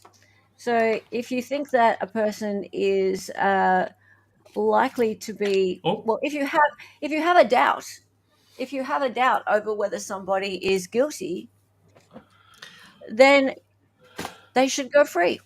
Mm-hmm. Correct? Yeah, and that is what is reasonable doubt. And I've said this so many times. And by the way, Doug Weinstein in his closing arguments used that ladder. What is actually reasonable doubt. The ladder. Now, I say this. Once the prosecution's opening statement is over, I know it's not evidence. I have questions. During their case in chief, they need to answer each and every one of these questions. If they don't, good luck. Now, the defense can screw up and answer those questions for me. It has happened. But and in the YSL trial, I had questions, and I ended up with more questions. It was so bad. So yeah, I agree with Steve. No justice wasn't done because this was the entirety of the RICO trial was manufactured to get plea deals. They were out to get Young Thug, the richest of them, and speculatively, Mr. Williams, Young Thug, is worth in excess of $50-60 million. Imagine that's civil forfeiture. Well, who is this Young Thug guy? What happened to him? Was he one of the not guilties? No, he did what do you call it? No contest plea to the judge after the plea negotiations broke down, because they offered him probation, but with ridiculous stipulations attached to it. Well, weren't they forced to do the plea negotiations when the trial was? It was going to be a mistrial. No, it started out with in the YSL trial 50 motions for mistrial. Well, yes. And at the end, the last one was the Judge Whitaker said, "I will not grant a motion for mistrial with prejudice, but I can entertain a mistrial without. Do you really want that?" A few seconds of silence, and one of the attorneys said yes, which set everything off. All of a sudden, and the judge then, "Okay, I will let you know." And then more or less plea negotiations started, and 4 people pled out, including the young thug, who got he pled guilty to no contest or Alford to 5 or 6 counts, which rendered him 15 years, but 2.5, 5, which was commissated, what's the word, to time served, plus then 15 years probation. 7.5 of them, if he stays absolutely clean, no trouble whatsoever. Every other possible sentence, which would have meant prison time, is then gone. And first 7.5 years is also with him reporting probation. If he stays out of trouble, the final 7.5 years is without reporting. But still, he went into this trial with no criminal record. Now he's a convicted felon. Hey, you found background, Steve. Hey. You're in Hawaii. Are you getting ready for New Zealand? I don't know. He's getting ready for my Christmas Miami. tree. See? I'm in Miami. Yeah, that's Christmas it's tree. Sunny. That's right. Because everyone has to get all sunny. Yes, that's right. Why. Well, you have summer now. 2/5 of you have summer now. Yes. Yeah. Check me out. Hey. Wednesday, 6:30 p.m. Eastern. Aussie Christmas stream. Everyone has to come in their cozies. Yeah, commuted to time served. Thank you. Ooh. Yeah. You can't unsee some things. So Hella has her streams in the middle of the night, my time. And but sometimes you don't. Yeah, sometimes I'm still awake, I know, but I'm just out of an arthritis flare-up, so I need to take a sleep. You old bugger. Getting old is no fun at all. I mean, I know. 95% of my body works, but my knees are screwed. When you see everyone else having fun, you are gonna see it, and you're gonna be like, "I am turning up. I can't stop myself." Just wait until your prostate stops working.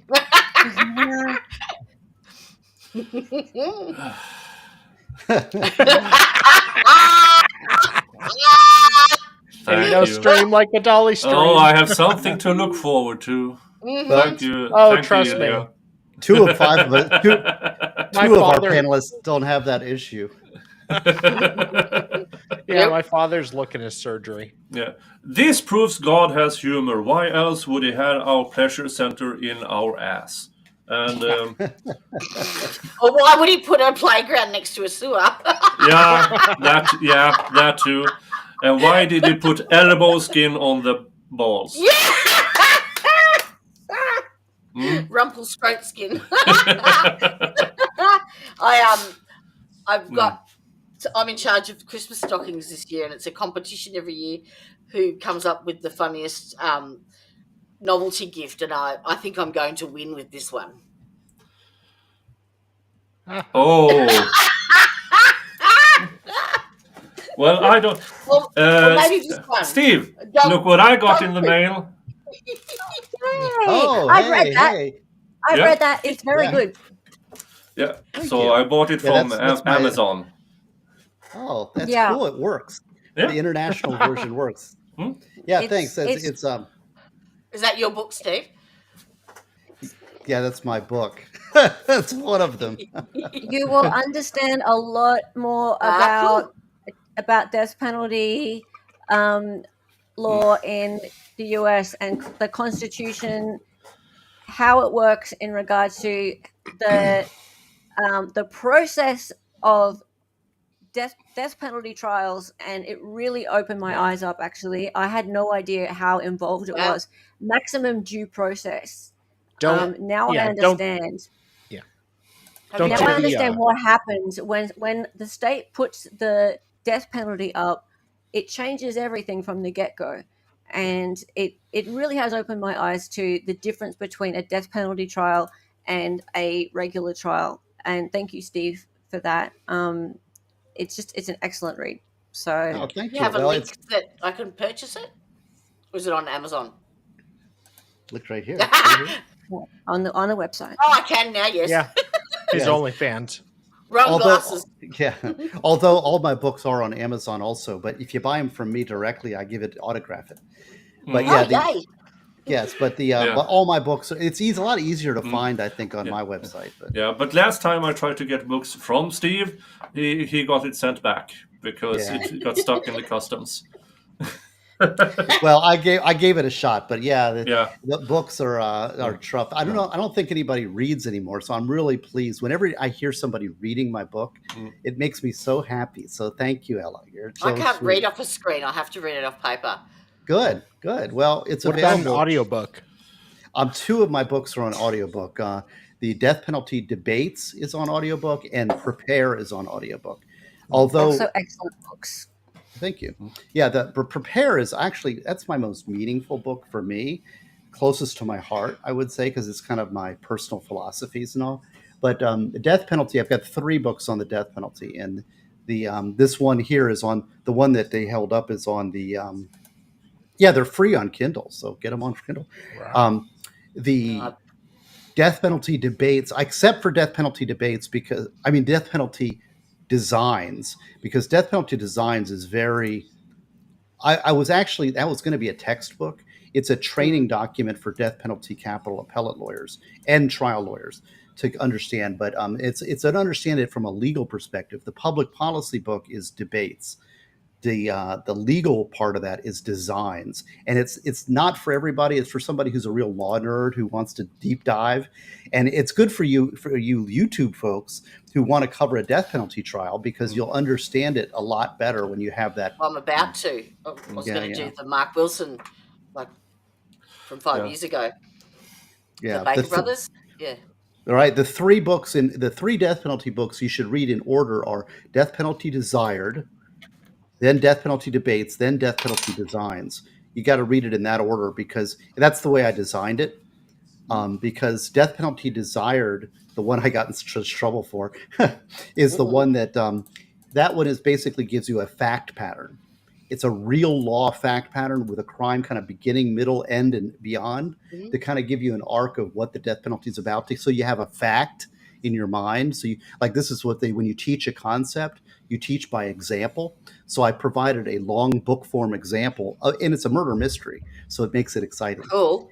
And then the second book is the public policy debate, which everybody loves to talk about, and that's kind of outlines all the debates on either side. And then the third part is the designs, which is how is the statute, what is the constitutional framework? How does the Supreme Court view the death penalty?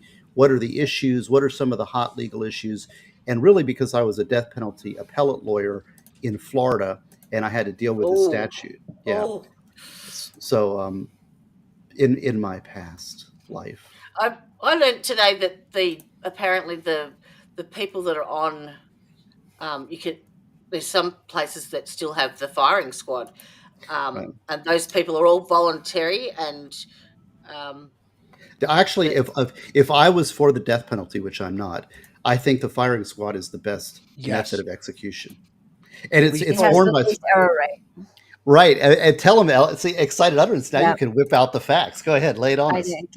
Yeah, and in fact, It's not gone. The firing squad is going to be used in Idaho if Brian Kohberger is found guilty, supposedly, unless they can find something else in time.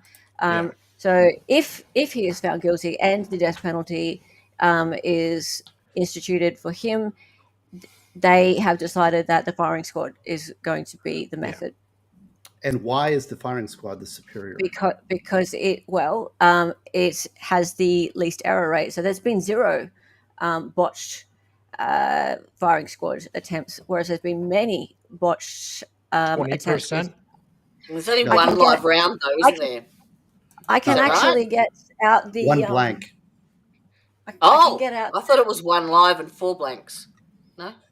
No, it's all live, 1 blank. If you want, I do have the chart. Hang on a Go ahead. moment. I thought it was 20%. No, it's not that much. No? No, it's in the book. I'm sorry. I have not read it yet. Oh, well, Dolly, what have you been doing all year? I know. Okay, I'm sorry. They haven't agreed to put the death penalty on the table for Brian Kohberger yet, though, have they? Yes, they have. It's been there from the beginning. Yeah. No, it's been there from the beginning. I know that it's been there, but has it been accepted, agreed to? How do you that mean? It's on the table. It's been on the table from the beginning. Yeah. How do you mean?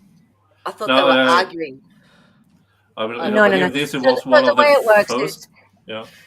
Okay, so with the Kohberger case, the death penalty has been on the table from the beginning. There have been motions to strike put forth from the defense. Those motions were never really intended to be upheld or sustained at trial court level. This is what Steve and I have discussed on my channel. Did a stream on this, and then there were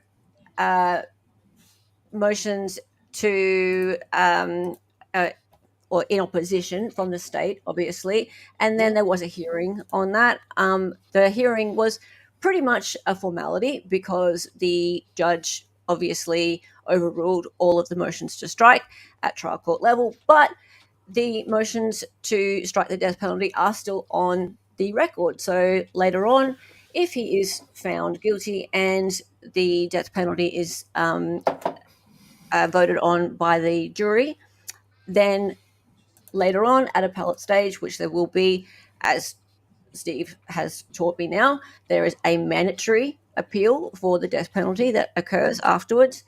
Those appeals, those motions are on the record for him.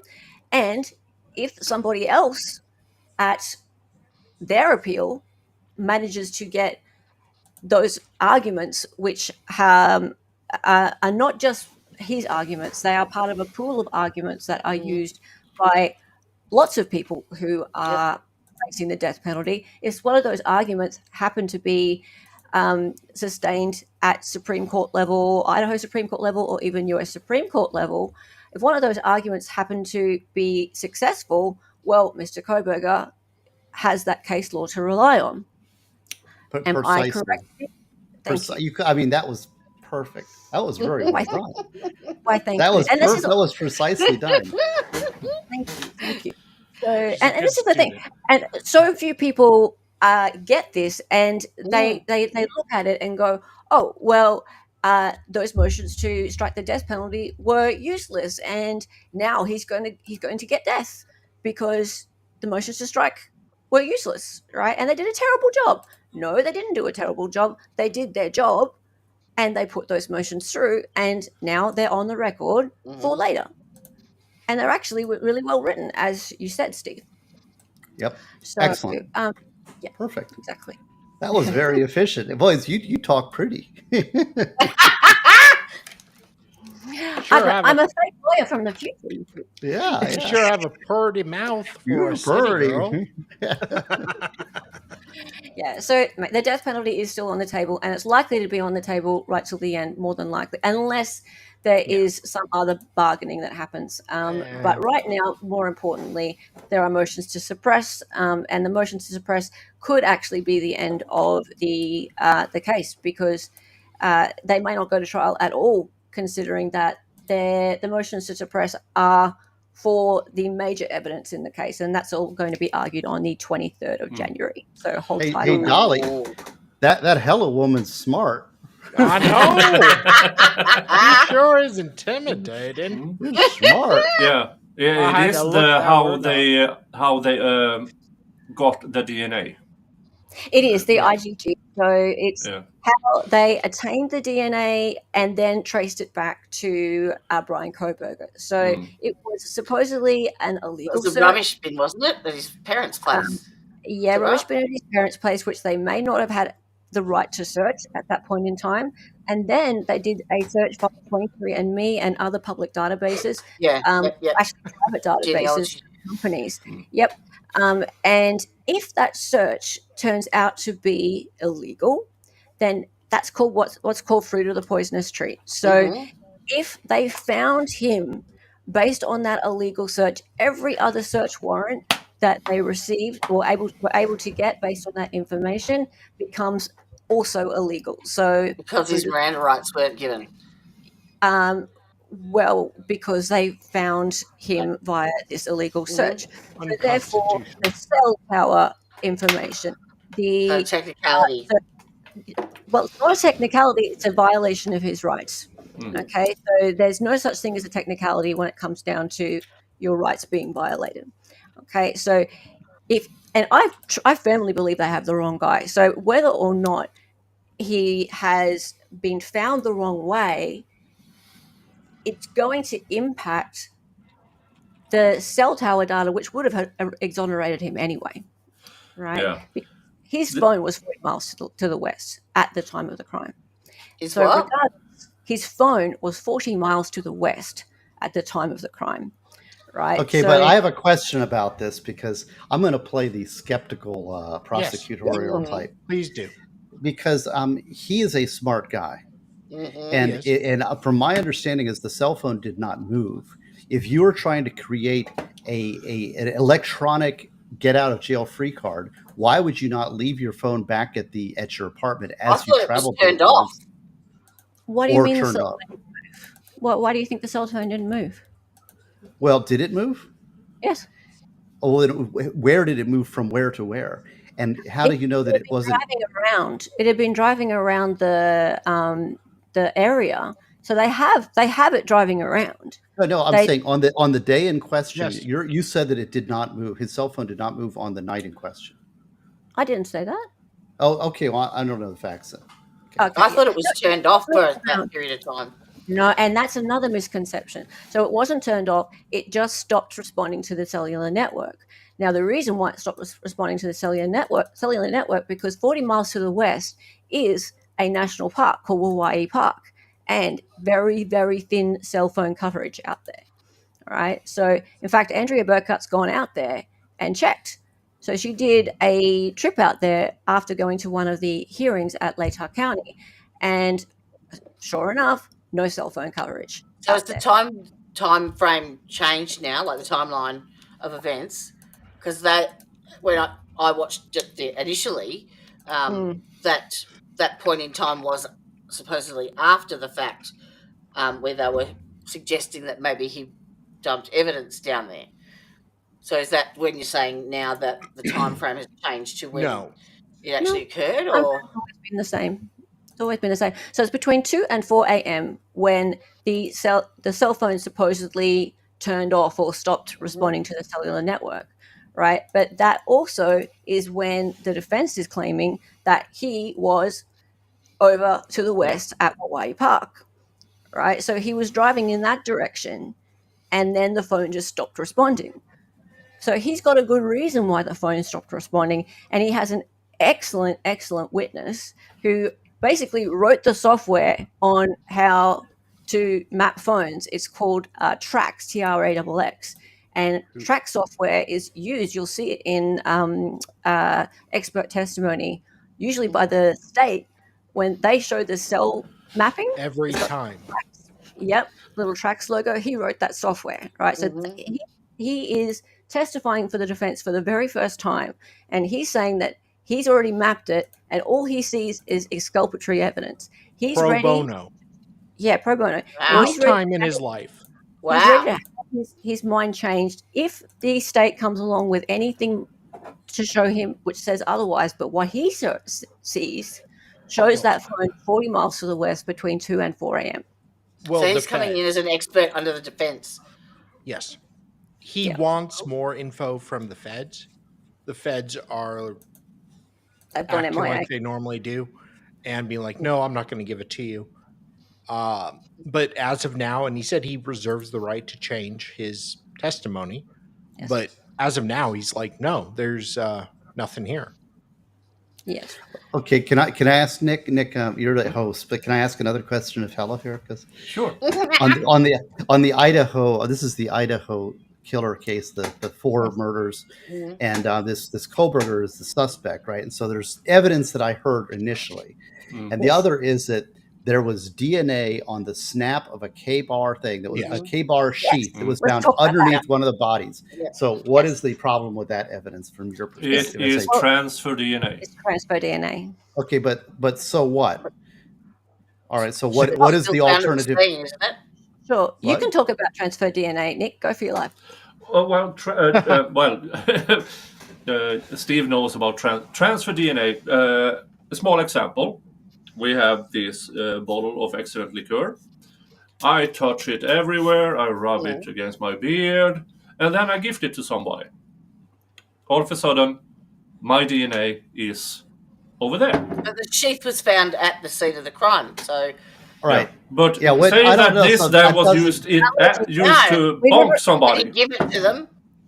We've never even seen this sheath, by the way. The cops have never even shown anybody this sheath. No one's seen a photo of it, nothing. But that's fine. That's fine. But if there is touch DNA and it could be transfer DNA on the snap of a sheath that's underneath one of the bodies, and there's no reason for him to have a connection, although it's not certain, and you can attack it and you can cross it. It's part of a circumstantial case, isn't it? Yes. Yes, it is. However, the rest of the circumstances don't add up because. Okay, but I have another question. Okay, here's another bit of evidence that I heard about that I think exists, and that is that there was an eyewitness who saw a figure that matches kind bushy of his eyebrows. The woman, but it was a tall, skinny male that basically fed his height. She couldn't get a good look, but she will testify that his body shape and all is consistent with the killer, right? Yes. Consistent. My favorite word. That means absolutely nothing. I'm throwing it. Well, I know. No, it doesn't mean nothing. It means something. It's exclusionary. Yeah. Yes. But if it's consistent, it's like, yes, that could have been him. And then you have that one of the touch DNA. housemates? Oh, it could have been him. It could have been him. But after a while, you have a number of circumstantial evidence is evidence. And absolutely. So you can convict But somebody it needs on to add up. Well, but I don't understand how the 2 girls, the 2 housemates, didn't hear anything. Okay, but all we have in terms of the witness is a tall, dark-haired male, bushy eyebrows. She didn't see below here, right? So I doubt that would be possible for her to go, that's him in the courtroom, right? Wait, no, I get that. I hear that. Do I have bushy eyebrows? Dolly did it. They're kind of bushy. Well, mine are getting bushier and bushier, but that's because of age. Because the hair I lose up here grows out everywhere else. I knew you did something sus in America. But here's the thing, though, Steve, and I really want to make this very clear. I actually have zero faith in the jury system that I think that if he goes to trial, he's screwed. Right? I'm 100% sure of this. I have seen so many times now that juries convict based on his DNA's there. That's it. Done. Right? Well, so maybe. I'm just saying that there obviously somebody murdered these people. Can we agree on that? Okay. And somebody did it. And that person remains at large. The state is accusing this Kohberger guy. All right, so I am skeptical, but I'm willing to believe at some point that he did it, given sufficient evidence. And the fact turn off their Wi-Fi as well. No, that was made up. But I don't know that we know what the evidence is until we get to trial. I think we're really, I really am grasping at straws here because we're speculating on what the evidence could be. So, but that's part of the fun, right? I mean, that's part of the thing, and that's part of what we do is chat and banter. I'm just saying that it could be him. It might not be. Depends on what the state has and can present at trial.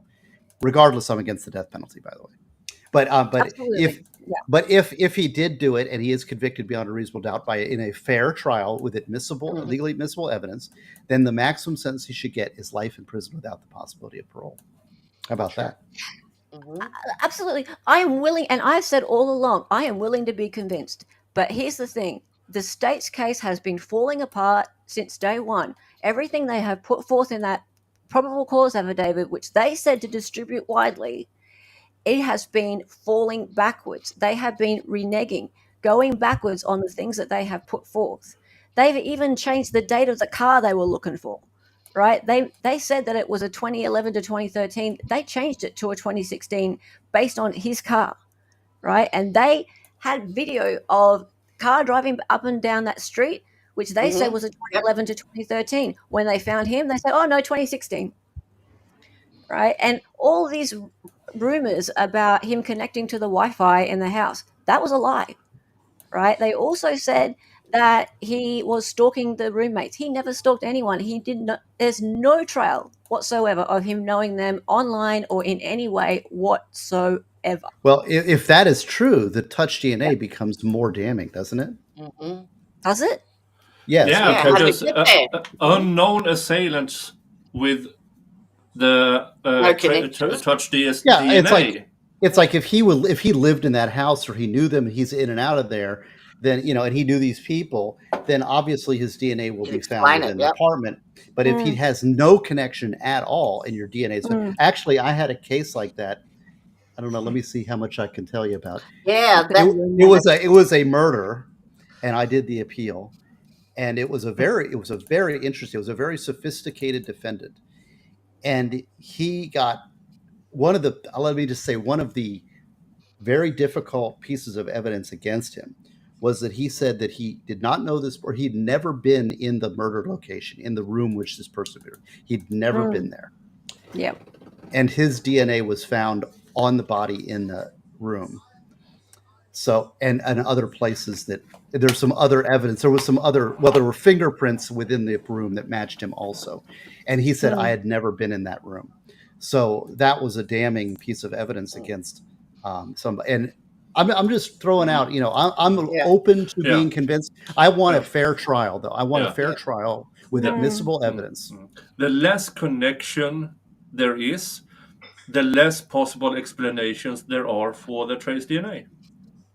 I mean, if it were his blood or his semen or something like that, I'd be like, sure, right? But it is transfer, touch DNA. He could have shook someone's hand. He could have been having dinner somewhere just before the assailant had dinner somewhere, right? But it's still on a knife sheath. It's not on a bit of clothing or... Yeah, the problem here is where it is. And it is on the, if I remember correctly, on the button to the sheath.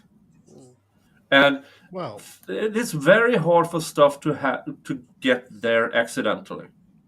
But I mean, none of this matters if the cause of the first search is deemed unconstitutional. Then everything. But I will say the chances of that are low. Yeah. I know they will find ways to circumvent that. Yeah. Yes, because and especially the more conservative the jurisdiction, the less that they like suppression of evidence of any sort. Because, in fact, I wrote an article on this. There's a. Sorry, there's a. I feel like I'm in the Brady Bunch.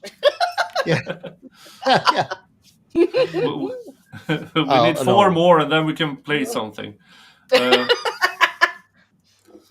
Well, it has to do with suppression of warrants and different judicial philosophies regarding warrant and search suppressions, and that basically the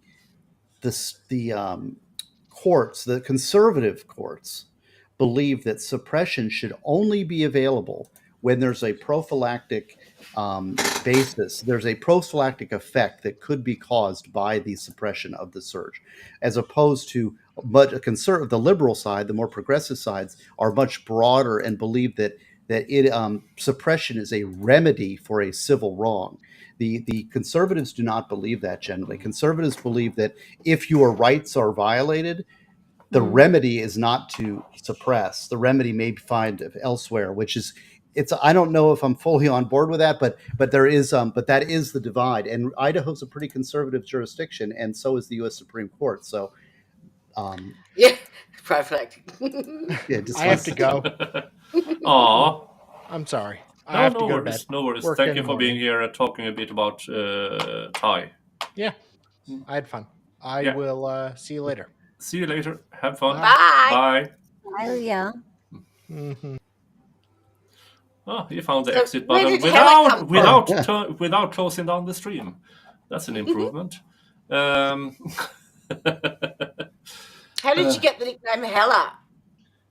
It's not That's a my nickname. Oh, okay. My bad. how did you get the nickname Excited Utterance? Well, I mean, I need to get allowed into court somehow. Now I'm always allowed in. Oh. What is your practice exactly? Can you tell us? I'm a graphic designer. Oh, I thought you were a lawyer. See, I'm pretty convincing, right? Yeah, you're excellent. That woman's smart. She's smart enough to not be a lawyer.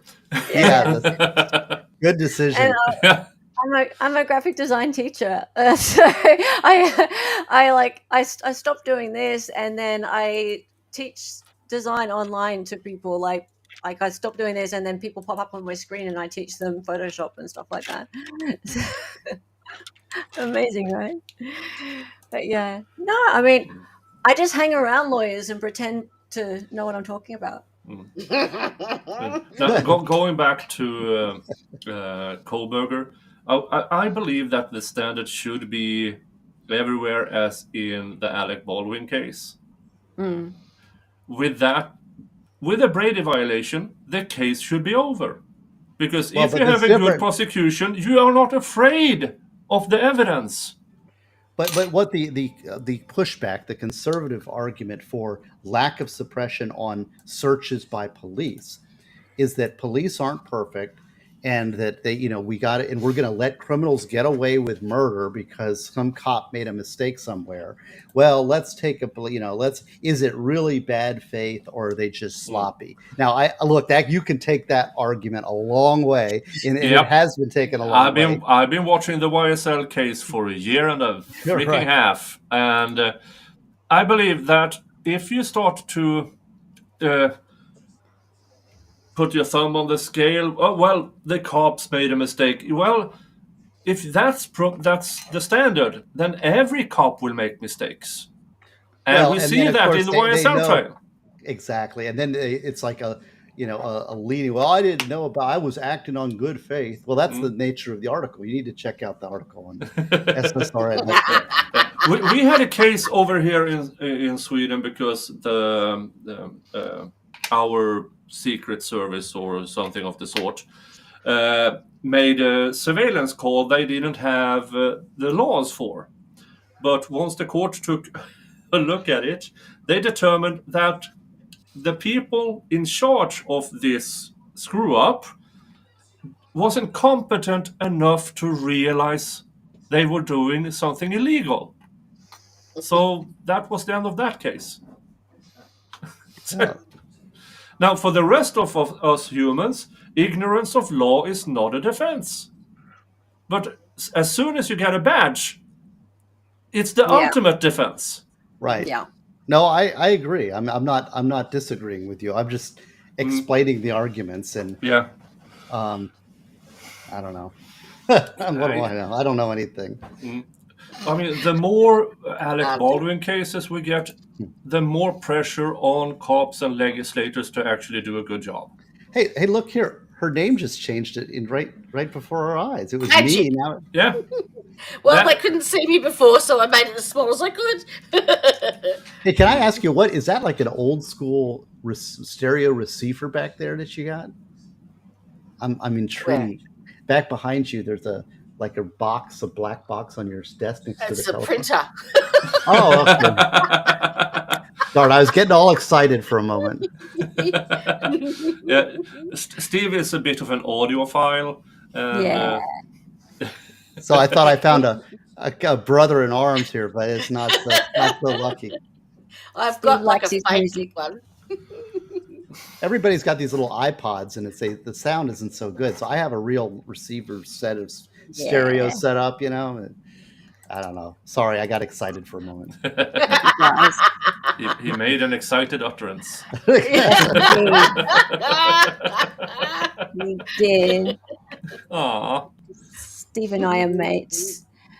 And I want to thank you guys. Basically, Hella and Nick, you guys really stood by me, and you are some of my favorite people, because when you're down and you're being kicked and somebody says a nice word, it makes all the difference. So thank you guys for that. We love you, man. I got your back. back. That we should all be supporting one another. Yeah, you have that sketchy lawyer and his convicted felon helper. Well, let's talk offline. I have some. So I want to tell you about some stuff. Yeah. Like that. All right. Okay, 3 p.m. tomorrow, me and Steve are going to talk about the Bushy Eyebrow, which is not Kohberger, the CEO assassin. So you and me meet a bit beforehand. I will send you a link to the stream so we can talk a bit before that. Now, again, over here, I'm protected by Swedish freedom of the press laws, so I don't know how much I can reveal, but we'll see. We'll talk. You'll be interested to hear what I have to say, but I will talk. We'll talk. Sleuthie's here. Hey, Sleuthie, you just missed us talking about Kohberger. Yeah, you got to reverse. Hey, Sleuthy. Hey, Sleuthy Goosey. Lady. Hey, Rachel there in the chat, she says we have an old school Onkyo receiver. Yeah, I have a Marantz. I used to have all AdCom separates, but really I had a Marantz stereo in the 80s. That was really good. Though I'll tell you, 85-90% of your sound comes from your speakers, and I am very particular about my speakers. I have JBL 4408s. Which are studio monitor speakers that I love those speakers. And I also have there's the kitty cat. Hey, Hi, Mr. Jingles is here. Our fearless leader and everything. Look at him. Look at how happy Mr. Jingles is when I do this. Oh, he looks thrilled. Yeah, he does especially not try to plan to have me wasted. Hello.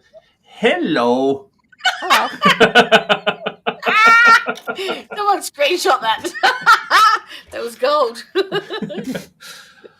Yeah, I am Mr. Jingle's plaything, and he brings That's what me my gifts. cat looks like when he's going to fart.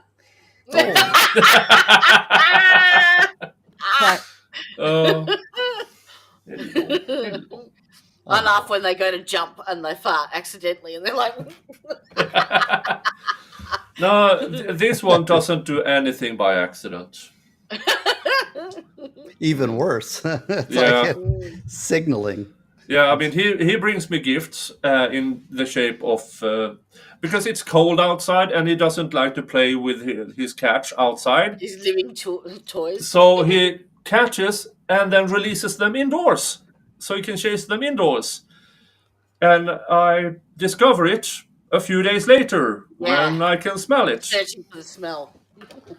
Yeah, that's fun. All right, I got to get going. It's that day. I've got to go take my daughter places. So thank you. You're coming on Wednesday night. You're coming on Wednesday night. You're staying up. You're coming to my stream. Staying up or go to bed early and wake up. Whichever. But you're going to wear your cozies, whatever it is that you wear swimming. You're going to wear it to my stream. I don't wear anything when I swim. Oh God! There you go. You're Watch committed. Swedish It is humble. saunas. Yeah, skinny dipping in a hole in the ice. Yeah. All right, keep the camera up here, and you're invited. All right, thank you for having me. See you guys. Bye. See ya. Bye. See ya. See ya. Yeah. Oh, look at that. Let's do one of these instead. Ow. Mr. Jingles does not know how to boop without claws. I keep a little tray of cat treats on my desk because otherwise they annoy the crap out of me while I'm streaming. I have one of these. It's a cat treat advent I calendar. gotta get one of them. Cat treat advent calendar. I've got a dog poop calendar. every month has a different dog pooping. Just a stocking filler. Yes, nothing brings out the Christmas spirit like the dog poop calendar. Yep.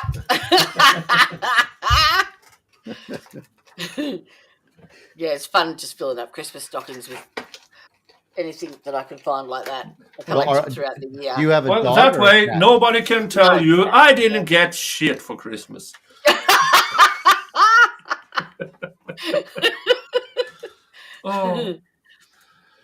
I was actually really lucky. A girlfriend of mine texted me last night and she said, expect an Uber. And I'm like, what for? She said, Merry Christmas. Well, the Uber turns up and she has bought me one of these little beauties. Can I bring it? Oh, no, I can't. The Stream Deck. The Elgato Stream Deck device. Oh. I have no idea.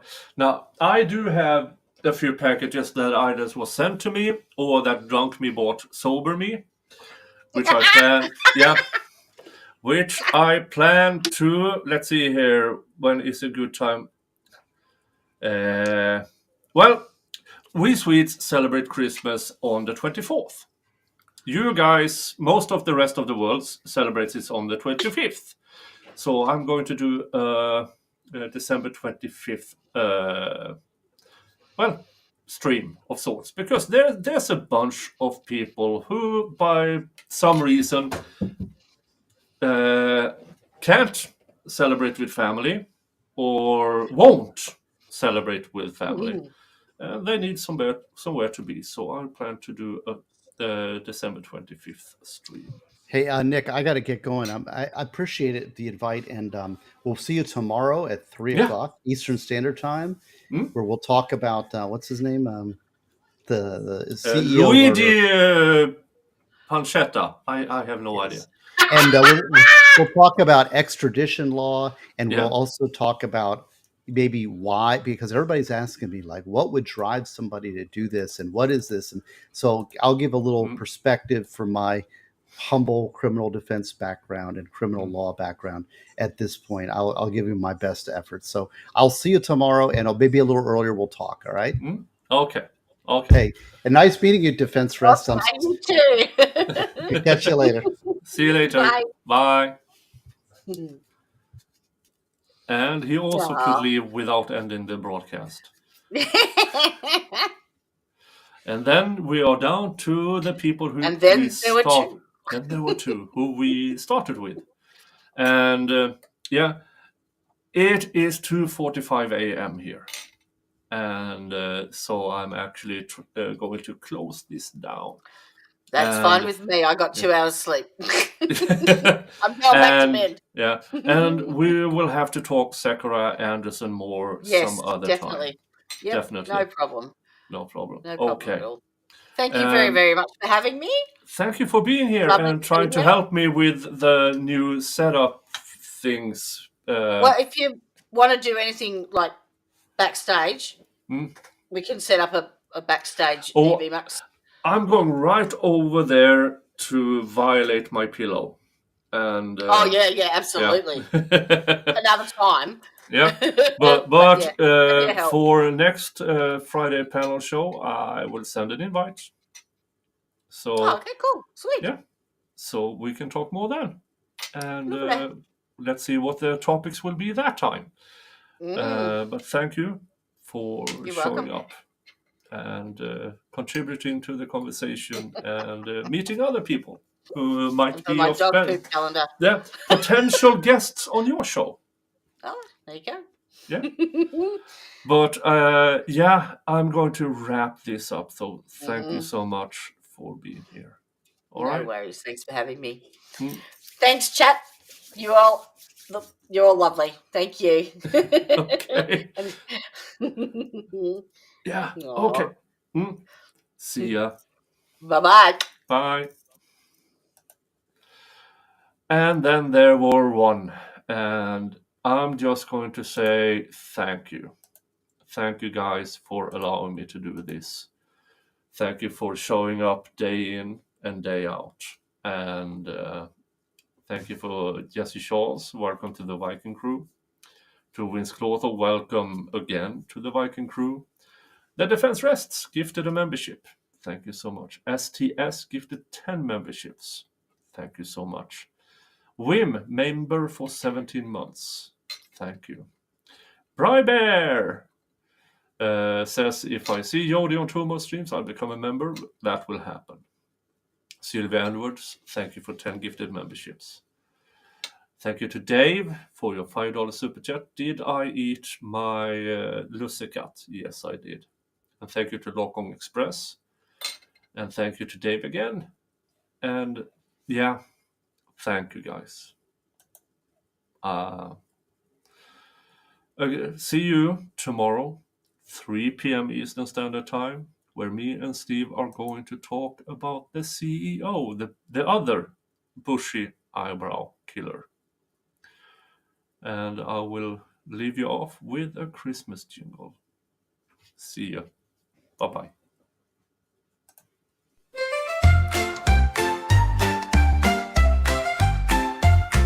In a snowy land where the dragons once roamed, a Viking and a cat make a cheerful home. Mr. Jingle purrs as he hangs the lights so bright. Together they bring warmth through a frosty night.